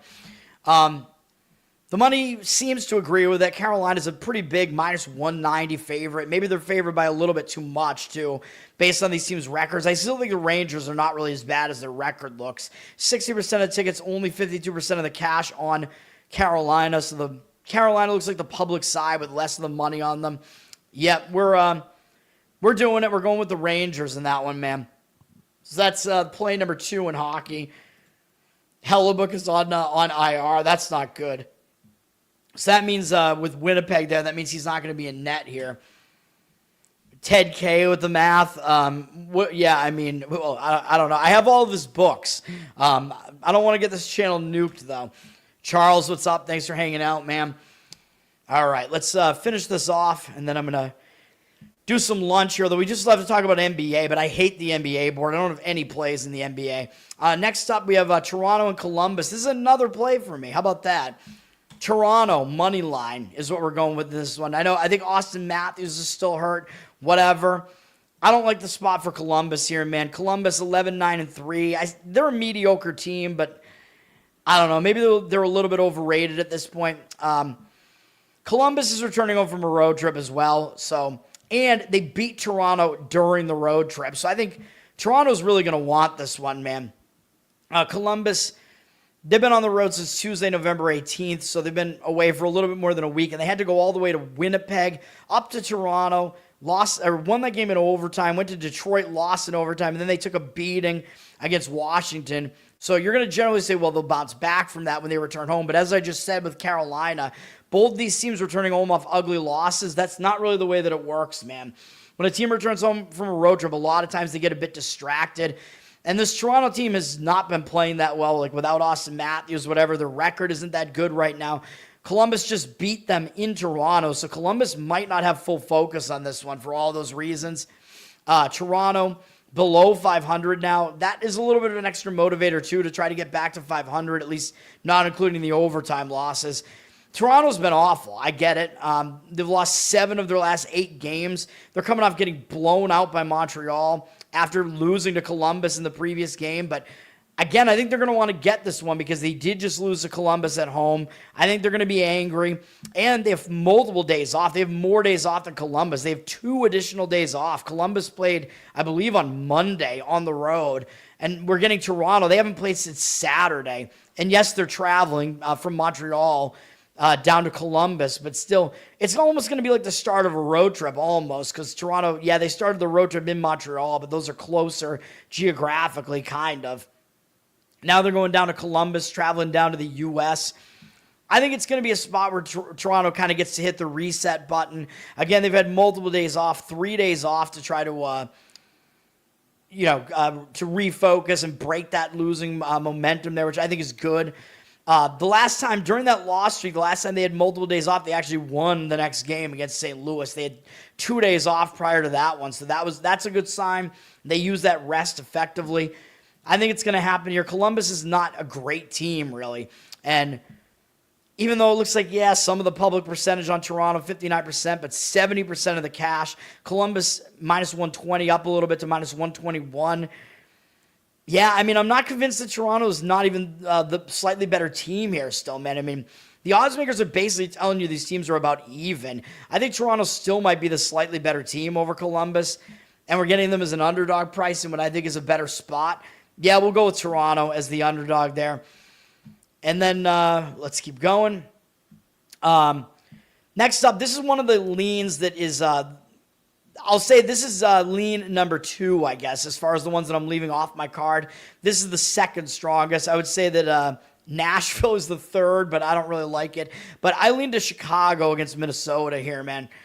This one is not on my card, but Minnesota, they're coming off 2 shutouts in a row, man. After beating Vegas, they beat Anaheim. That was a shutout too. Vegas and Carolina all at home. The last 2 of those being in overtime. Went out on the road, shut out Pittsburgh, shut out Winnipeg. I mean, something's got to give here, man. This team has won 5 games in a row. They look very impressive right now. I think Minnesota might be kind of at the peak of their market stock here, where they might be at the point where they're a bit too overvalued here. Now they play Chicago, and Chicago's been faltering as of late. And up next, Minnesota's got a huge game against Colorado when they return home. That's a big game, obviously. Colorado, the best team in hockey, at least record-wise, but I think power ratings-wise as well. So not a good spot for Minnesota. The one concern that I have with Chicago is that they are coming off a big game themselves against Colorado. They've had multiple days off, though, so they might use that extra time to break that losing momentum. They've lost 3 games in a row, although I kept saying Chicago was not as good as their record indicates. Now, they do have rest, but again, they are still coming off a game where they only lost 1-0 to Colorado. That was a close game, man, so they are still coming off of that. That is basically my one concern here, even though they might use that extra rest to refocus and fix some things there. I like Chicago in the game. This one's not on my card. This one actually is, maybe this one's the strongest one that's not on my card. Minnesota looks like they're getting some of the money, although they are public. Of course they are, because they've been hot. The public, they'll be on the hot team against the team that's been faltering recently. 81% of the tickets, 89% of the cash on Minnesota. They're a road favorite, down from minus 135 to minus 133. I think both teams are actually maybe a little bit, they're not as good as their record looks in both cases now here. I would take Chicago as the home underdog in that one. Hasn't made my card, though. San Jose at Colorado. Boy, is this one crazy. Colorado still only has 1 regulation loss, which, by the way, was against my Boston Bruins, if you recall, in Boston. My Bruins, their claim to fame is they're the only team to beat Colorado in regulation. There you go. Colorado's coming off that win over Chicago. They're on a huge win streak. 10 wins in a row, I believe is what that is, something like that. Now, they're returning home from a quick road trip that took them to Nashville and Chicago. Maybe they overlook San Jose, but maybe they don't, because here's the thing. Last Chicago loss was to San Jose on November 1st. That was the last time Colorado lost. I think I said Chicago. I meant Colorado. The last time Colorado lost was to San Jose, so they might actually focus on this game for that reason. I'm worried that they're returning home from a road trip, even though it was a quick road trip. They have multiple days off, which might break their winning momentum a little bit, which worries me a little bit as well. Colorado also, you're having to lay a massive favorite price on them, up from minus 355 to minus 365, 53% of the cash on them. So the money's actually on the Colorado side still. 56% of the tickets on San Jose. San Jose, by the way, they're coming up beating the Bruins, I think. Yeah, my Boston Bruins. And now they're coming in. You know they're going to be focused as well. They've had multiple days off, too. But it's like a 1-game trip to Colorado. Very weird. I do think Colorado will still be focused on this. I think maybe the way, if you want to play this game, high total at 6.5, maybe the way to go with this game is to go Colorado over their team total. Although it's going to be high. Like you're probably going to need them to score like 4 goals in the game, which is pretty ridiculous. So we will see. Next up, Montreal, Utah. I have an opinion on this. This is one of my stronger opinions. I would say my second strongest opinion that's not on my card, but the money completely disagrees with me on this. I like Montreal in this one. Montreal, they just broke a 5-game losing streak with a win over Toronto. So usually that will propel you forward. Now they're starting a road trip. And I always talk about how teams will start a road trip with focus usually. So I think it's a focus spot for Montreal. Now, the concerns I have are they've had maybe too many days off. They've had 3 days off, and sometimes when you just busted, you're losing momentum like that, you want to keep playing. You don't want to have that many days off. So that is a concern. It's also a concern that it's always big when Montreal plays Toronto. Those teams really don't like each other. It's an original six matchup, the two Canadian original six teams. So that's a big win. And it is possible they overlook Utah because they beat Utah at home on November 8th, 6-2, and they do have to face Vegas and Colorado up on Friday and Saturday. So those are my concerns with Montreal. Some reasons why maybe they won't be fully focused on this game against Utah. I don't like the spot for Utah whatsoever, though. I mean, Utah just got their nice quick revenge against Vegas. That was a win for us on the show. Utah annihilated them on the scoreboard 5-1, although I think it was probably not exactly what it looked like. I mean, they got 2 empty net goals in the game. Vegas outshot them, but some of that was because Vegas was losing the game. But Vegas did also outface off them, and Utah had more hits, so the game wasn't really exactly what it looked like. But again, it was a bad spot for Vegas. It was a nice revenge spot for Utah, so we got the win. I'll take the win for sure. Now Utah, coming off of that, they could be in a bit of a letdown spot, and they got to go play Dallas in Dallas on Friday. So it does look like a sandwich spot for Utah to me. So I do prefer Montreal in this game. The money is not agreeing with me as Utah is a minus 138 favorite. I do not think they were a plus 132 dog at any point at home. Or I think maybe they were minus 132. Pregame just fucked that up, and now they're minus 138. 78% of the cash on Utah, though, and 76% of the tickets on Montreal. So the money looks like it's on the Utah side, and that's where the market read is. I kind of disagree with that one. Ottawa at Vegas. As far as this one is concerned, yeah, Vegas is coming off that ugly loss that wasn't exactly what it appeared to be against Utah. They are returning home from a road trip, although it was kind of a quick road trip. They were gone for almost a week. They had to play Utah twice on the road and go to Anaheim in the middle of the road trip for some reason. Now they are returning home, and yeah, sometimes you return home, you're not totally focused sometimes, and maybe Vegas will fall into that category. They are facing Ottawa here. Ottawa's been solid. I mean, the record's pretty good. But still, I don't know, man. I don't know if Vegas is going to still have full focus on them. And Ottawa, they're already in the Pacific time zone. I mean, they've been out there for a while. They played at Anaheim, at San Jose, at LA, and now they're going to Vegas. Not a terribly long trip for Ottawa here, coming off a loss to the Kings. I don't know. To me, it seems like Ottawa will show up with some focus in this one. I lean to Ottawa. The money seems to agree with me on that one. I don't love it, but I like it. Minus 165 is the price on Vegas here. 69% of the tickets on them. 53% of the cash on Ottawa. Again, I agree with Ottawa. It's kind of a mild opinion on that one. Ottawa's been decent on the road. 5-4-2. Vegas is okay at home, but not as good as you would expect. 5-3-3. So the home road splits aren't like very significant in that one. All right, and then we have my last play. We are going to do the split bet thing again on Vancouver, partially on the plus 1.5 puck line. Again, make your own plus 1 puck line. That's at around minus 160. And on the money line, plus 145, although I considered just doing money line on this because it's a little bit of it's in that price range where it's almost like you want to just go with the money line. Sometimes I will. I'm being more risk averse here, but if you want to just go money line, I would not tell you not to do that. On Vegas, you'll need them to win the game, but you have to put less money on it. You know what I mean? Because you're playing to win the same amount that you do. At least if you do it the way that I recommend, you're putting the same amount on an underdog in hockey on the money line like this. That you like you're playing it to win the same amount that you're playing to to win on like a minus 110s, right? A minus 110, right? So whereas in those you like lay 3, you have to lay 110 to win 100. In a game like this, you have to put less than 100 at risk to win 100, if that makes sense.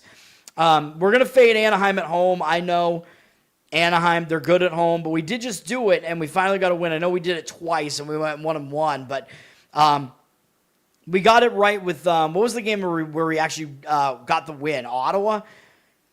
Was it? I don't remember. Yeah, I guess it must have been. I don't know, but Anaheim, yeah, they bounced back from that Ottawa loss with a win against Vegas. That was a big win for Anaheim, man. Now they're coming off of that, and they got to face Vancouver, and up next they got LA. And LA's got a decent record. LA is in their division, and if you look at how this division is shaping up, Anaheim is only 1 point ahead of LA and 2 points ahead of Vegas. So these games are big. So I don't really see Anaheim being as focused on a Vancouver team that I don't believe is even in their division. And Vancouver is lower in the, they're just lower in the standings here. Vancouver's just not been as good. So Anaheim coming off that overtime win. I know they've had a bunch of days off, but I think staying at home after a win like that, you kind of just start like listening to the media about how good you are and whatever. And I think it kind of gets in your head a little bit, and then you just don't focus correctly. Yeah, I know Anaheim's 8-2 at home, but Vancouver's not terrible on the road. They're actually better on the road than at home, I think. They're 6-5-1 on the road, so that's not terrible. And Vancouver, I like the spot a lot better, man.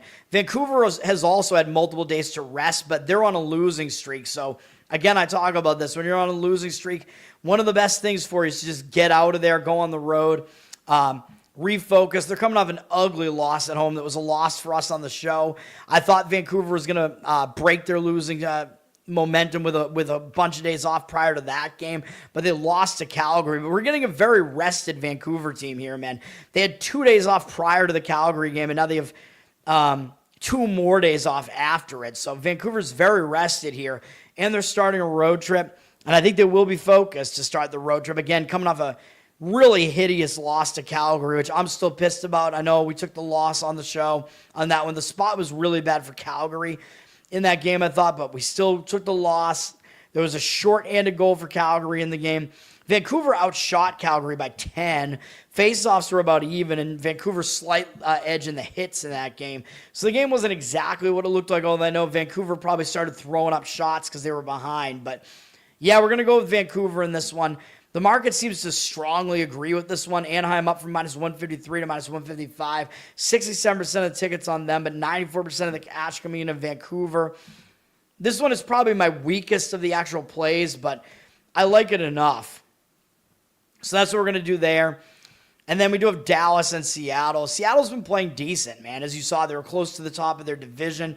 Dallas on a back-to-back, though. And, of course, we had Dallas last night, and they just destroyed Edmonton. And you got to think they're going to use DeSmith in net tonight because they used Ottinger last night. But that was a huge win for Dallas. Again, they look great in the game, beating Edmonton 8-3. I don't know how much focus Dallas is going to have on a back-to-back after that, man, having to go to Seattle. It's not a good spot for Dallas. For Seattle here, I do think Seattle's not quite as good as their record looks, though. But Seattle, looking at it, you think I might want to play Seattle here, but I don't think I could do it because Seattle's returning home from a road trip that they've been on for more than a week. And you know I like to fade teams when they return home from road trips. And at the very least, I will just pretty much just leave the game alone if both teams are in bad spots, which I think is the case here. Seattle, they went on the road. They went to Detroit, Chicago, Pittsburgh, and then all the way to New York to finish the road trip. And now they're coming back home from that. Yeah, with 2 days off, but still, the return home spot, a lot of times you are distracted, man. I know that they did lose at Dallas on November 9th, 2-1. I know Dallas is a team you will get up for usually, but I always worry about that home distraction spot, man.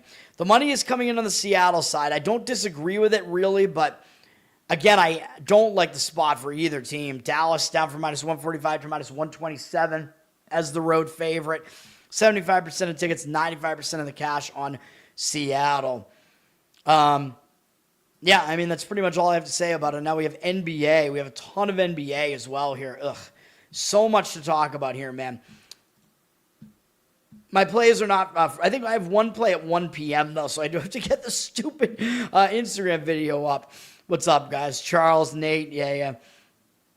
Yeah, I don't like the Oilers either, but I don't know. I still have a kind of a thing about the Stars because they still have Tyler Seguin, former Bruin. I mean, I don't know. It's so far in the past, though, that I just don't care much anymore.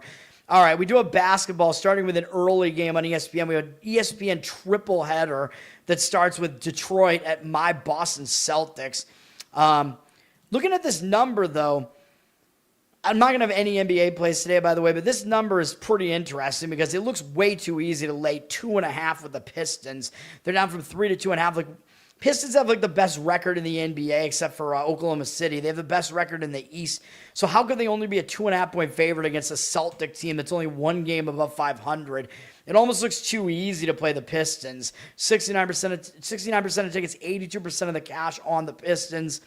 So the money looks like it's slightly on the Pistons, but I would probably slightly disagree with it just because it looks way too easy. And things that look too easy usually are not. I know Detroit didn't play well the other night against Indiana. They had a really lackluster game against Indiana. Probably were looking ahead, didn't pay attention. So, yeah, I know they'll show up for the Celtics, but the Celtics are also going to show up here. So, yes, Detroit should refocus after that bad game against Indiana.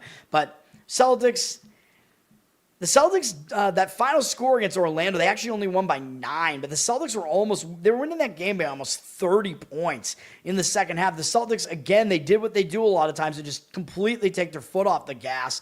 So, yeah, it was a big win for the Celtics, but they're staying at home. They have 2 days of rest here. I know sometimes the rest is not good when you have winning momentum, but the Celtics were way better in that game than the final score looked. They pretty much dominated the game, and we got a win with it on the show. Slight lean for me to taking the points with the Celtics in this one, but not a strong opinion. You like Tyler Seguin? Saggy? Do people call him Sags? Oh my God. But yes, I mean, hopefully for my rooting interest, I'm certainly rooting for the Celtics, but we will see. I mean, it's going to be a mediocre year for the Celtics, right? I think they'll get into the playoffs and then get knocked out of the playoffs. Knicks are at the Charlotte Hornets. I don't really have a strong opinion on this game at all. I think somebody in the comments said they like Charlotte here. I just don't know. I don't know what I would want to do with it. The Knicks, they're coming off a win over Brooklyn, which is whatever. They have Milwaukee next. I mean, how much of a look ahead does that become, though, when Milwaukee's below 500 right now and they don't have Giannis? Is that a huge look ahead? I mean, I don't really know. Charlotte, of course, they're an ugly team. I still think maybe they're better than their record looks. Charlotte's had more days off. They had a quick road trip to Atlanta. They lost that game. They did cover, which my opinion was correct on that game. But Charlotte, I don't know, man. I do see them showing up for this game. I probably slightly agree with Charlotte. I mean, yeah, they're returning home from that quick trip. Wasn't really a long road trip. Only went to Atlanta. Very short trip, actually. They get the Knicks at home. Should be a game where they will show up for it. Yeah, I would probably agree with taking the points with Charlotte, but I don't really have a strong opinion on it at all. The money's disagreeing. Knicks public, 71% of the tickets, 83% of the cash on them, but they're at 6.5. Yeah, I mean, I'd probably look towards taking the points and fading the public there, but the money does seem to be on the Knicks side right now. Pinsy, what's up, man? You went 9 for 9. That's crazy, dude. Well, that's awesome. I love it. Hopefully 4 of those were all 4 of the ones that I gave out, because we were 4-0 on the show here, as long as you got one of the better numbers on Washington State. I don't know what else you played, but yeah, that's awesome, man. Milwaukee, and hopefully I helped out with some of the other plays as well. I'm trying to do that at least. Milwaukee is at Miami. Milwaukee, as we know, they're without Giannis. They've been pretty bad without him. They've lost every game without him after he got hurt, and they lost the game where he got hurt too. I mean, Rollins, Portis, these guys are good, and they're stepping up their play, but Milwaukee hasn't won since then, but they've played some pretty good teams. They played Cleveland, Philadelphia, took them into overtime, Detroit, and then Portland. I mean, not great, but still, I mean, that run of games is not easy for Milwaukee, so maybe they're a little bit under the radar. They get to start a road trip here. By the way, I forgot to mention, Charlotte does have those extra days off, could bust their losing momentum a little bit. That's what I was going to say about Charlotte. Milwaukee might be good to just go out on the road here after they've been playing really poorly at home. One of the best things that can happen for you really is to just forget about it, go out on the road. So I do expect them to focus here on Miami. Miami's been hot. The Heat are hot. The Heat have won 5 games in a row. They did just get Hero back, but they didn't play that well in that game, and that was one of my plays. I gave out Dallas because it was a reverse injured player spot for Miami, and I thought they were coming off a run of big wins. I kind of thought that was a down spot for Miami. But now Hero, it's his second game back, so you got to think maybe they'll play a little bit better here. But it is a third game in 4 days, fourth game in 6 days. fifth game in 8 days, actually, and they do have to face Detroit next on Saturday. So will they overlook this injured Milwaukee team? I mean, it is a possibility that Miami's just been on fire recently, and maybe they just don't totally focus. The money is coming in on the Bucks. Heat are up to an 8.5-point favorite from 6.5. 68% of the tickets on the Heat, but 61% of the cash on the Bucks. I agree with the Bucks. It's not a strong opinion for me, though. You're taking the Bucks. You're on the Bucks and the Hornets, right? Yeah, I agree with both, but yeah, I don't love it personally. I will root for both plays. Plus, those are, I mean, I have at least a weak opinion on those. I'll root for you to win, and I'll root for, my opinions to be correct, I guess. Hell yeah. All right, we got Indiana and Toronto. This game, I mean, I think both teams are kind of in bad spots in this game. I mean, Toronto just absolutely wrecked Cleveland. This Toronto team is on fire right now. That's a huge win. Could be a letdown spot for them off of that. They might not focus on Indiana, who they already beat by 18 at Indiana not that long ago on November 15th. So, bad spot for Toronto. Start looking at this handicap, and it's like, well, I might want to fade Toronto then in this spot. But I don't think we could do that either. I mean, Cleveland's coming off playing Detroit pretty close. That game was close down to the wire, man. I think Detroit had a big lead and kind of let the lead slip. Indiana was in that game. I think they were within 3 in like the final couple minutes of the game, if I remember correctly. So that was a big game for Indiana, too. They almost pulled off an upset, potentially, of Detroit. That would have been huge. So they're coming off of that. I just don't love it, man. It's just a single-game road trip up to Toronto. I guess I'll slightly lean to the Pacers in this one, but I don't think I can do it. Both teams in bad spots. 76% of tickets, only 67% of the cash on Toronto. They're up from 9 to 10.5 here, but it looks like they're public with the money coming in against them. I don't really disagree with an over in this one. I mean, the Pacers do still like to play fast if they can get that going. 59% of tickets, 70% of the cash on the over. It's gone up a little bit to 234.5. Juice to the over. Both teams in spots where maybe they just don't have full. Well, for Indiana, I just think that they're going to be fatigued, though. But Toronto just might not have full focus. So I'm not going to disagree with the over in that game, though. Living in Canada, letdown spot. Yeah, pretty much. I mean, I would not want to live there. I do have Canadian ancestry, though. Minnesota at OKC is the next ESPN game at 7:30. How good is this game really, though? I don't know, because you know me, I keep pointing out that Minnesota has not beaten a team with a winning record all season. That continues to be true. And they did just lose to Sacramento, which maybe Minnesota, I mean, dude, I'm pissed. I mean, that was a game, we lost that game. Maybe they were looking ahead to Oklahoma City. I mean, Minnesota should have had that game, though. As you guys pointed out, they were actually up 9 with 3 minutes left in the game, and they lost the game outright. They lost it overtime, which is just a crazy result there. Minnesota, so you could argue that was, that's an ugly loss to Sacramento without Sabonis. Minnesota now going, continuing on the road. Should be a focus spot for them, yes, but I mean, can I really buck Oklahoma City when they've been just dominant at home? And again, Minnesota, they have not shown anything against good teams. I mean, once again, all the teams that they faced with winning records have been losses for Minnesota. They lost to the Lakers twice, Denver, Knicks, Denver again, and that's it. Minnesota's had a very easy schedule, and literally all of their wins are against opponents with losing records. I think the best team that they've beaten was Portland, record-wise. Oh, yeah, and they lost to Phoenix as well. Sorry, Phoenix also a winning record. They lost that game, too. But, yeah, what's Portland's record here? Portland is still a losing team, right? Am I wrong about that? No, I don't want to go to fantasy football. Yeah, Portland's 8-10. So, yeah, this remains true. Minnesota has not beaten a team with a winning record. Oklahoma City, they are coming off a big win, I guess, because that was the game we gave out on the show. They murdered Portland in the game where that was a game where Portland was the only team to beat Oklahoma City this year. So I think that was a revenge spot that did matter. OKC got the win. They've had multiple days off, which could hurt their winning momentum. Sometimes that is the case, but this is an ESPN game against the T-Wolves, man, with Anthony Edwards there and whatever. So, I mean, are we really going to say Oklahoma City is going to be unfocused or anything like that? I don't really think so. The money's coming in on the T-Wolves. The Thunder down from 10 to 8.5. 70% of tickets on the Thunder. 71% of the cash coming into the T-Wolves. I don't disagree with that. Because again, the T-Wolves are off a really, really horrendous loss. We don't need them to win the game outright. We just need them to cover, which I really don't think they're going to win the game outright. Because again, they have not shown that they can beat winning teams yet. Although, I mean, in the past, they've shown that. Like, the T-Wolves, I mean, I'm surprised that that's the case right now, because the T-Wolves have been good in the last couple of seasons. So, I don't know. But, yeah, OKC is coming off that big win just to get that revenge over Portland. So, yeah, I'm not going to disagree with the market in taking the points of the T-Wolves, but I don't want it.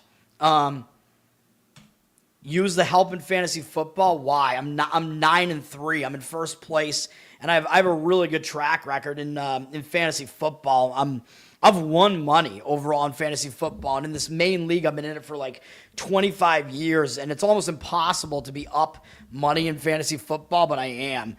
It's a 12-team league, and I've made the playoffs probably over 85% of seasons. I've made the playoffs in that league, and I've been in the money more often than most, let's say.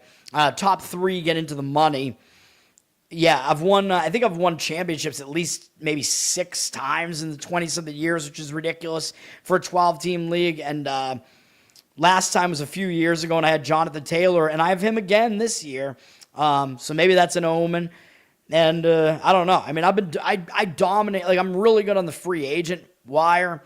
Yeah, I mean, again, I'm in the money pretty often. Like, I think I'm in the money like around 50% of the time almost in that league. So, yeah, I mean, I do not need the help. All right, Memphis at New Orleans. This is ugly. Both of these teams ugly. Memphis still without Morant, although that's probably a good thing. I don't even know if he's actually hurt. I just think they don't want him playing. Memphis is coming off a game where they were pretty close against Denver, though. Memphis was in that game against Denver. They lost by 10, but that game was close late in the game, so they are coming off of that. So it could be maybe a little bit of a hangover for Memphis here. They are starting a road trip, which is usually a focus spot, though. They're playing New Orleans. I mean, I don't know. They're really going to be focused on New Orleans. They do have the Clippers up next. The Clippers have just been awful, so I don't know. New Orleans, they've been really bad as well at 3-15. New Orleans coming off a nice win over Chicago that broke a long loss streak. And I know I talk about sometimes when you break a long loss streak, it actually gives you momentum moving forward. But after putting up 143 points in a win over Chicago, does that mean New Orleans is going to be in a letdown spot off of that? Maybe. I mean, they get this ugly Memphis team, and then they do have to go to Golden State and LA next after this. I don't know. Zion should still be playing for New Orleans here, but I don't love it. I do not love it at all. The money is coming in on the Grizzlies. They're a 3.5-point favorite here. 57% of tickets, 93% of the cash. The market read says Grizzlies. I don't really disagree with it completely, but I just don't have a strong opinion on this, and I don't really want to play them after they had a pretty tough game against OKC. ESPN, really good game at 10 p.m. They got Houston and Golden State, and this is the game I've been talking about because this is the revenge spot for Houston. Part of the reason I faded Houston in their last game against Phoenix, which I know that didn't work out. They beat Phoenix in a blowout. I thought the game was closer. The game was close. It was like a 10-point game, 8-point game in the third quarter, and then somehow Houston won by 22. I thought they only won by like 10. I don't know what I was thinking. Houston was coming off a difficult game against Denver, and they had a really good performance against Phoenix, which shows me something that in a bad spot, they still show up and win in a blowout. Now they're going to Golden State, and you know they got this game circled because, as I keep saying, Golden State was the team that eliminated Houston from the playoffs last year. So I thought that was going to be a look-ahead spot for Houston there. And Houston, again, you got to think they're going to show up for this game, although Golden State probably will as well because they know Houston's one of the top teams in the West this year. So I expect focus from both teams. Golden State, they're just staying at home, and they just beat Utah. They covered for us. Maybe I should have worried about that being a little bit of a look ahead. They still got the cover, though, so I'm not, mad about it. The money's coming in on the Warriors here. They're up to a 2.5-point favorite, 57% of the cash on them, 56% of tickets on Golden State. I kind of disagree with that one. 56% of the cash on the Rockets, and 57% of tickets on Golden State. I'm going to lean towards the Rockets. I think it's a huge revenge spot for the Rockets. So that's what I'm going to go with. Yeah, Durant is out. That's true. So I guess maybe debatably that game against Phoenix was the injured player spot, but Durant's not injured. I don't know. He's out for, it might be a death in the family or something. It's the bereavement spot is what Houston was in that last game. So yeah, maybe that's part of the reason they stepped up their effort. And yes, sometimes in that second game without your star player, you don't play as well, but is Durant considered to be their star player? I don't know. I actually don't know. I mean, Houston has a really, really strong lineup, dude. And they're really, really strong on the interior. So I don't know. I'm not as worried about that. So I still lean to Houston personally in that one. San Antonio, Portland. I mean, if I was going to play any NBA game tonight, it would be on the Spurs. But I still don't love it.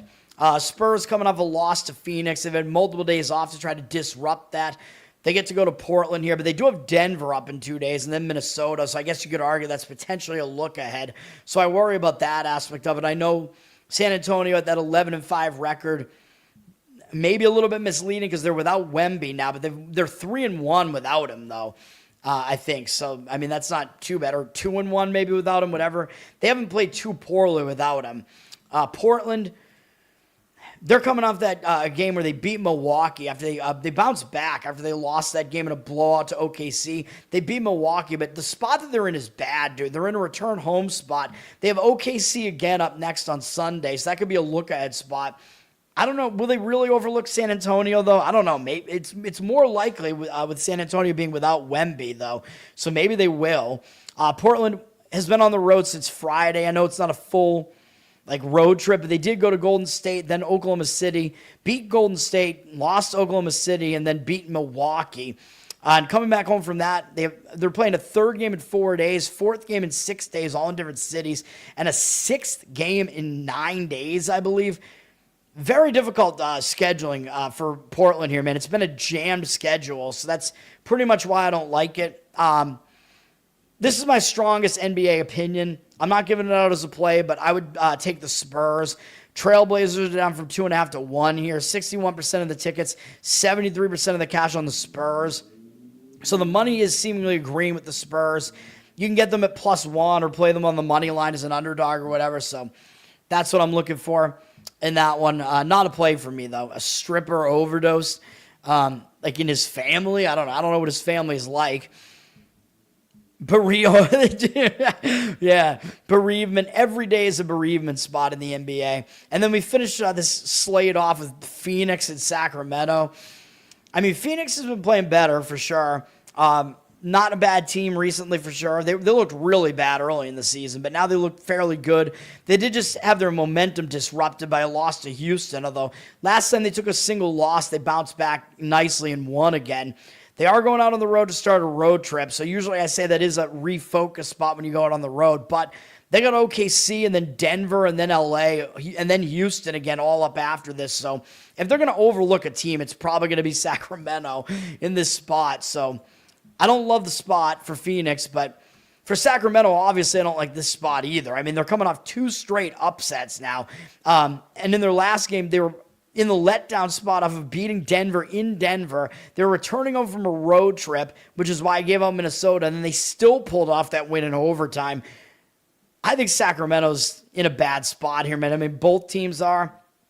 Sacramento now has to come off of both of those games. Yeah, I mean, the money's coming in on the Kings. I mean, oh, God. Suns up from 2 to 4.5 here. 66% of tickets on the Suns. 52% of the cash coming in on the Kings.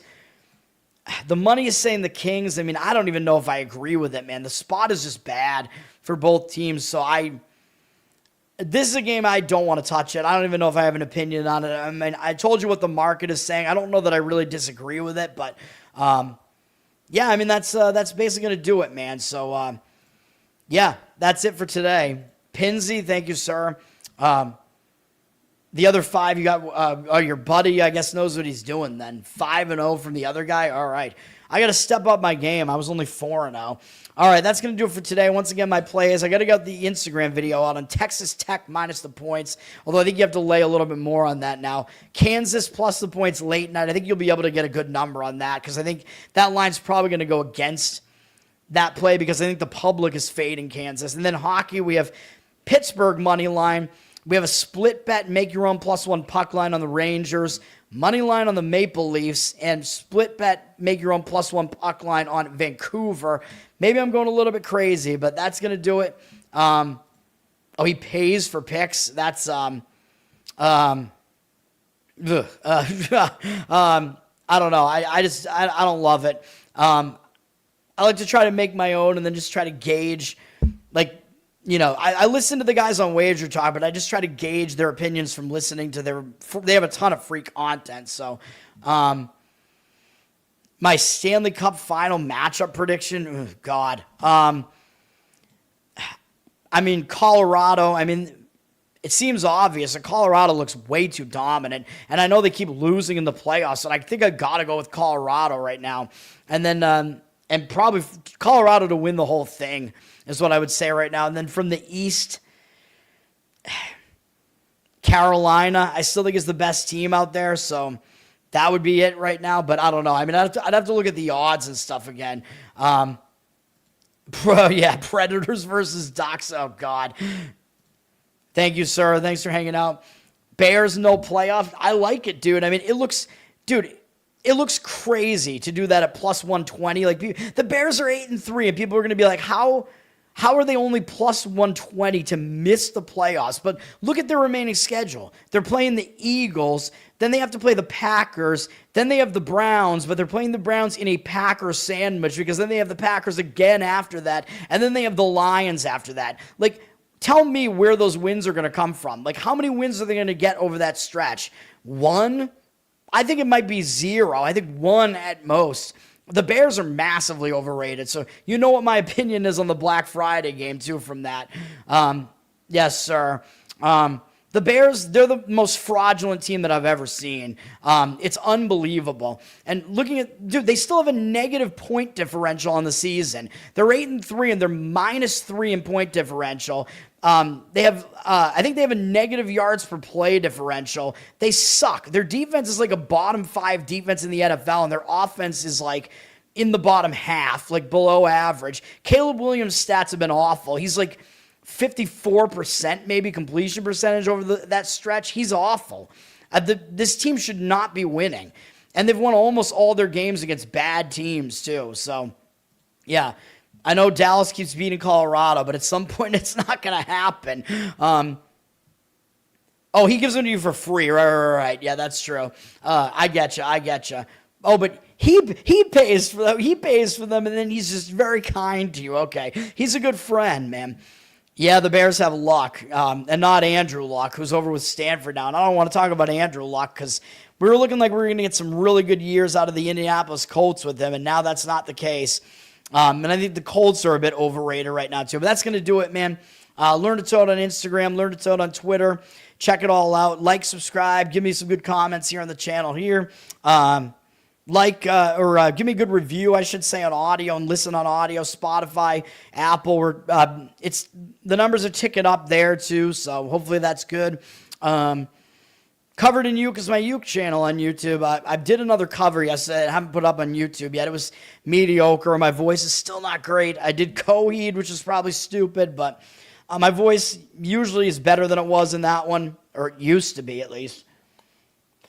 And patreon.com/learntotoad. I know, Charles, I got to get back to you on that and keep that up to date. I know I've been lackluster with it. I apologize. I keep saying that every day. I know I got to do it, but I don't know. This college basketball is really interfering. It's taking a lot of time. And then we do have the holidays upcoming too. So, again, we had the food talk yesterday. But yes, patreon.com/learntotoad. You get Spotify, Uke feed, and some uke requests there as well. Yeah, we did the food talk already. I'm gonna be back tomorrow morning, I guess. I think it's gonna be a small board tomorrow. I know there's a college football game. I might give out 2 plays in the NFL tomorrow. I have to figure it out. I have an opinion on all 3 games at least. And hopefully there are no other. I think there is college basketball, but it's a small college basketball board. So I'm gonna do a quick video, I guess, tomorrow morning before I leave to go to Thanksgiving.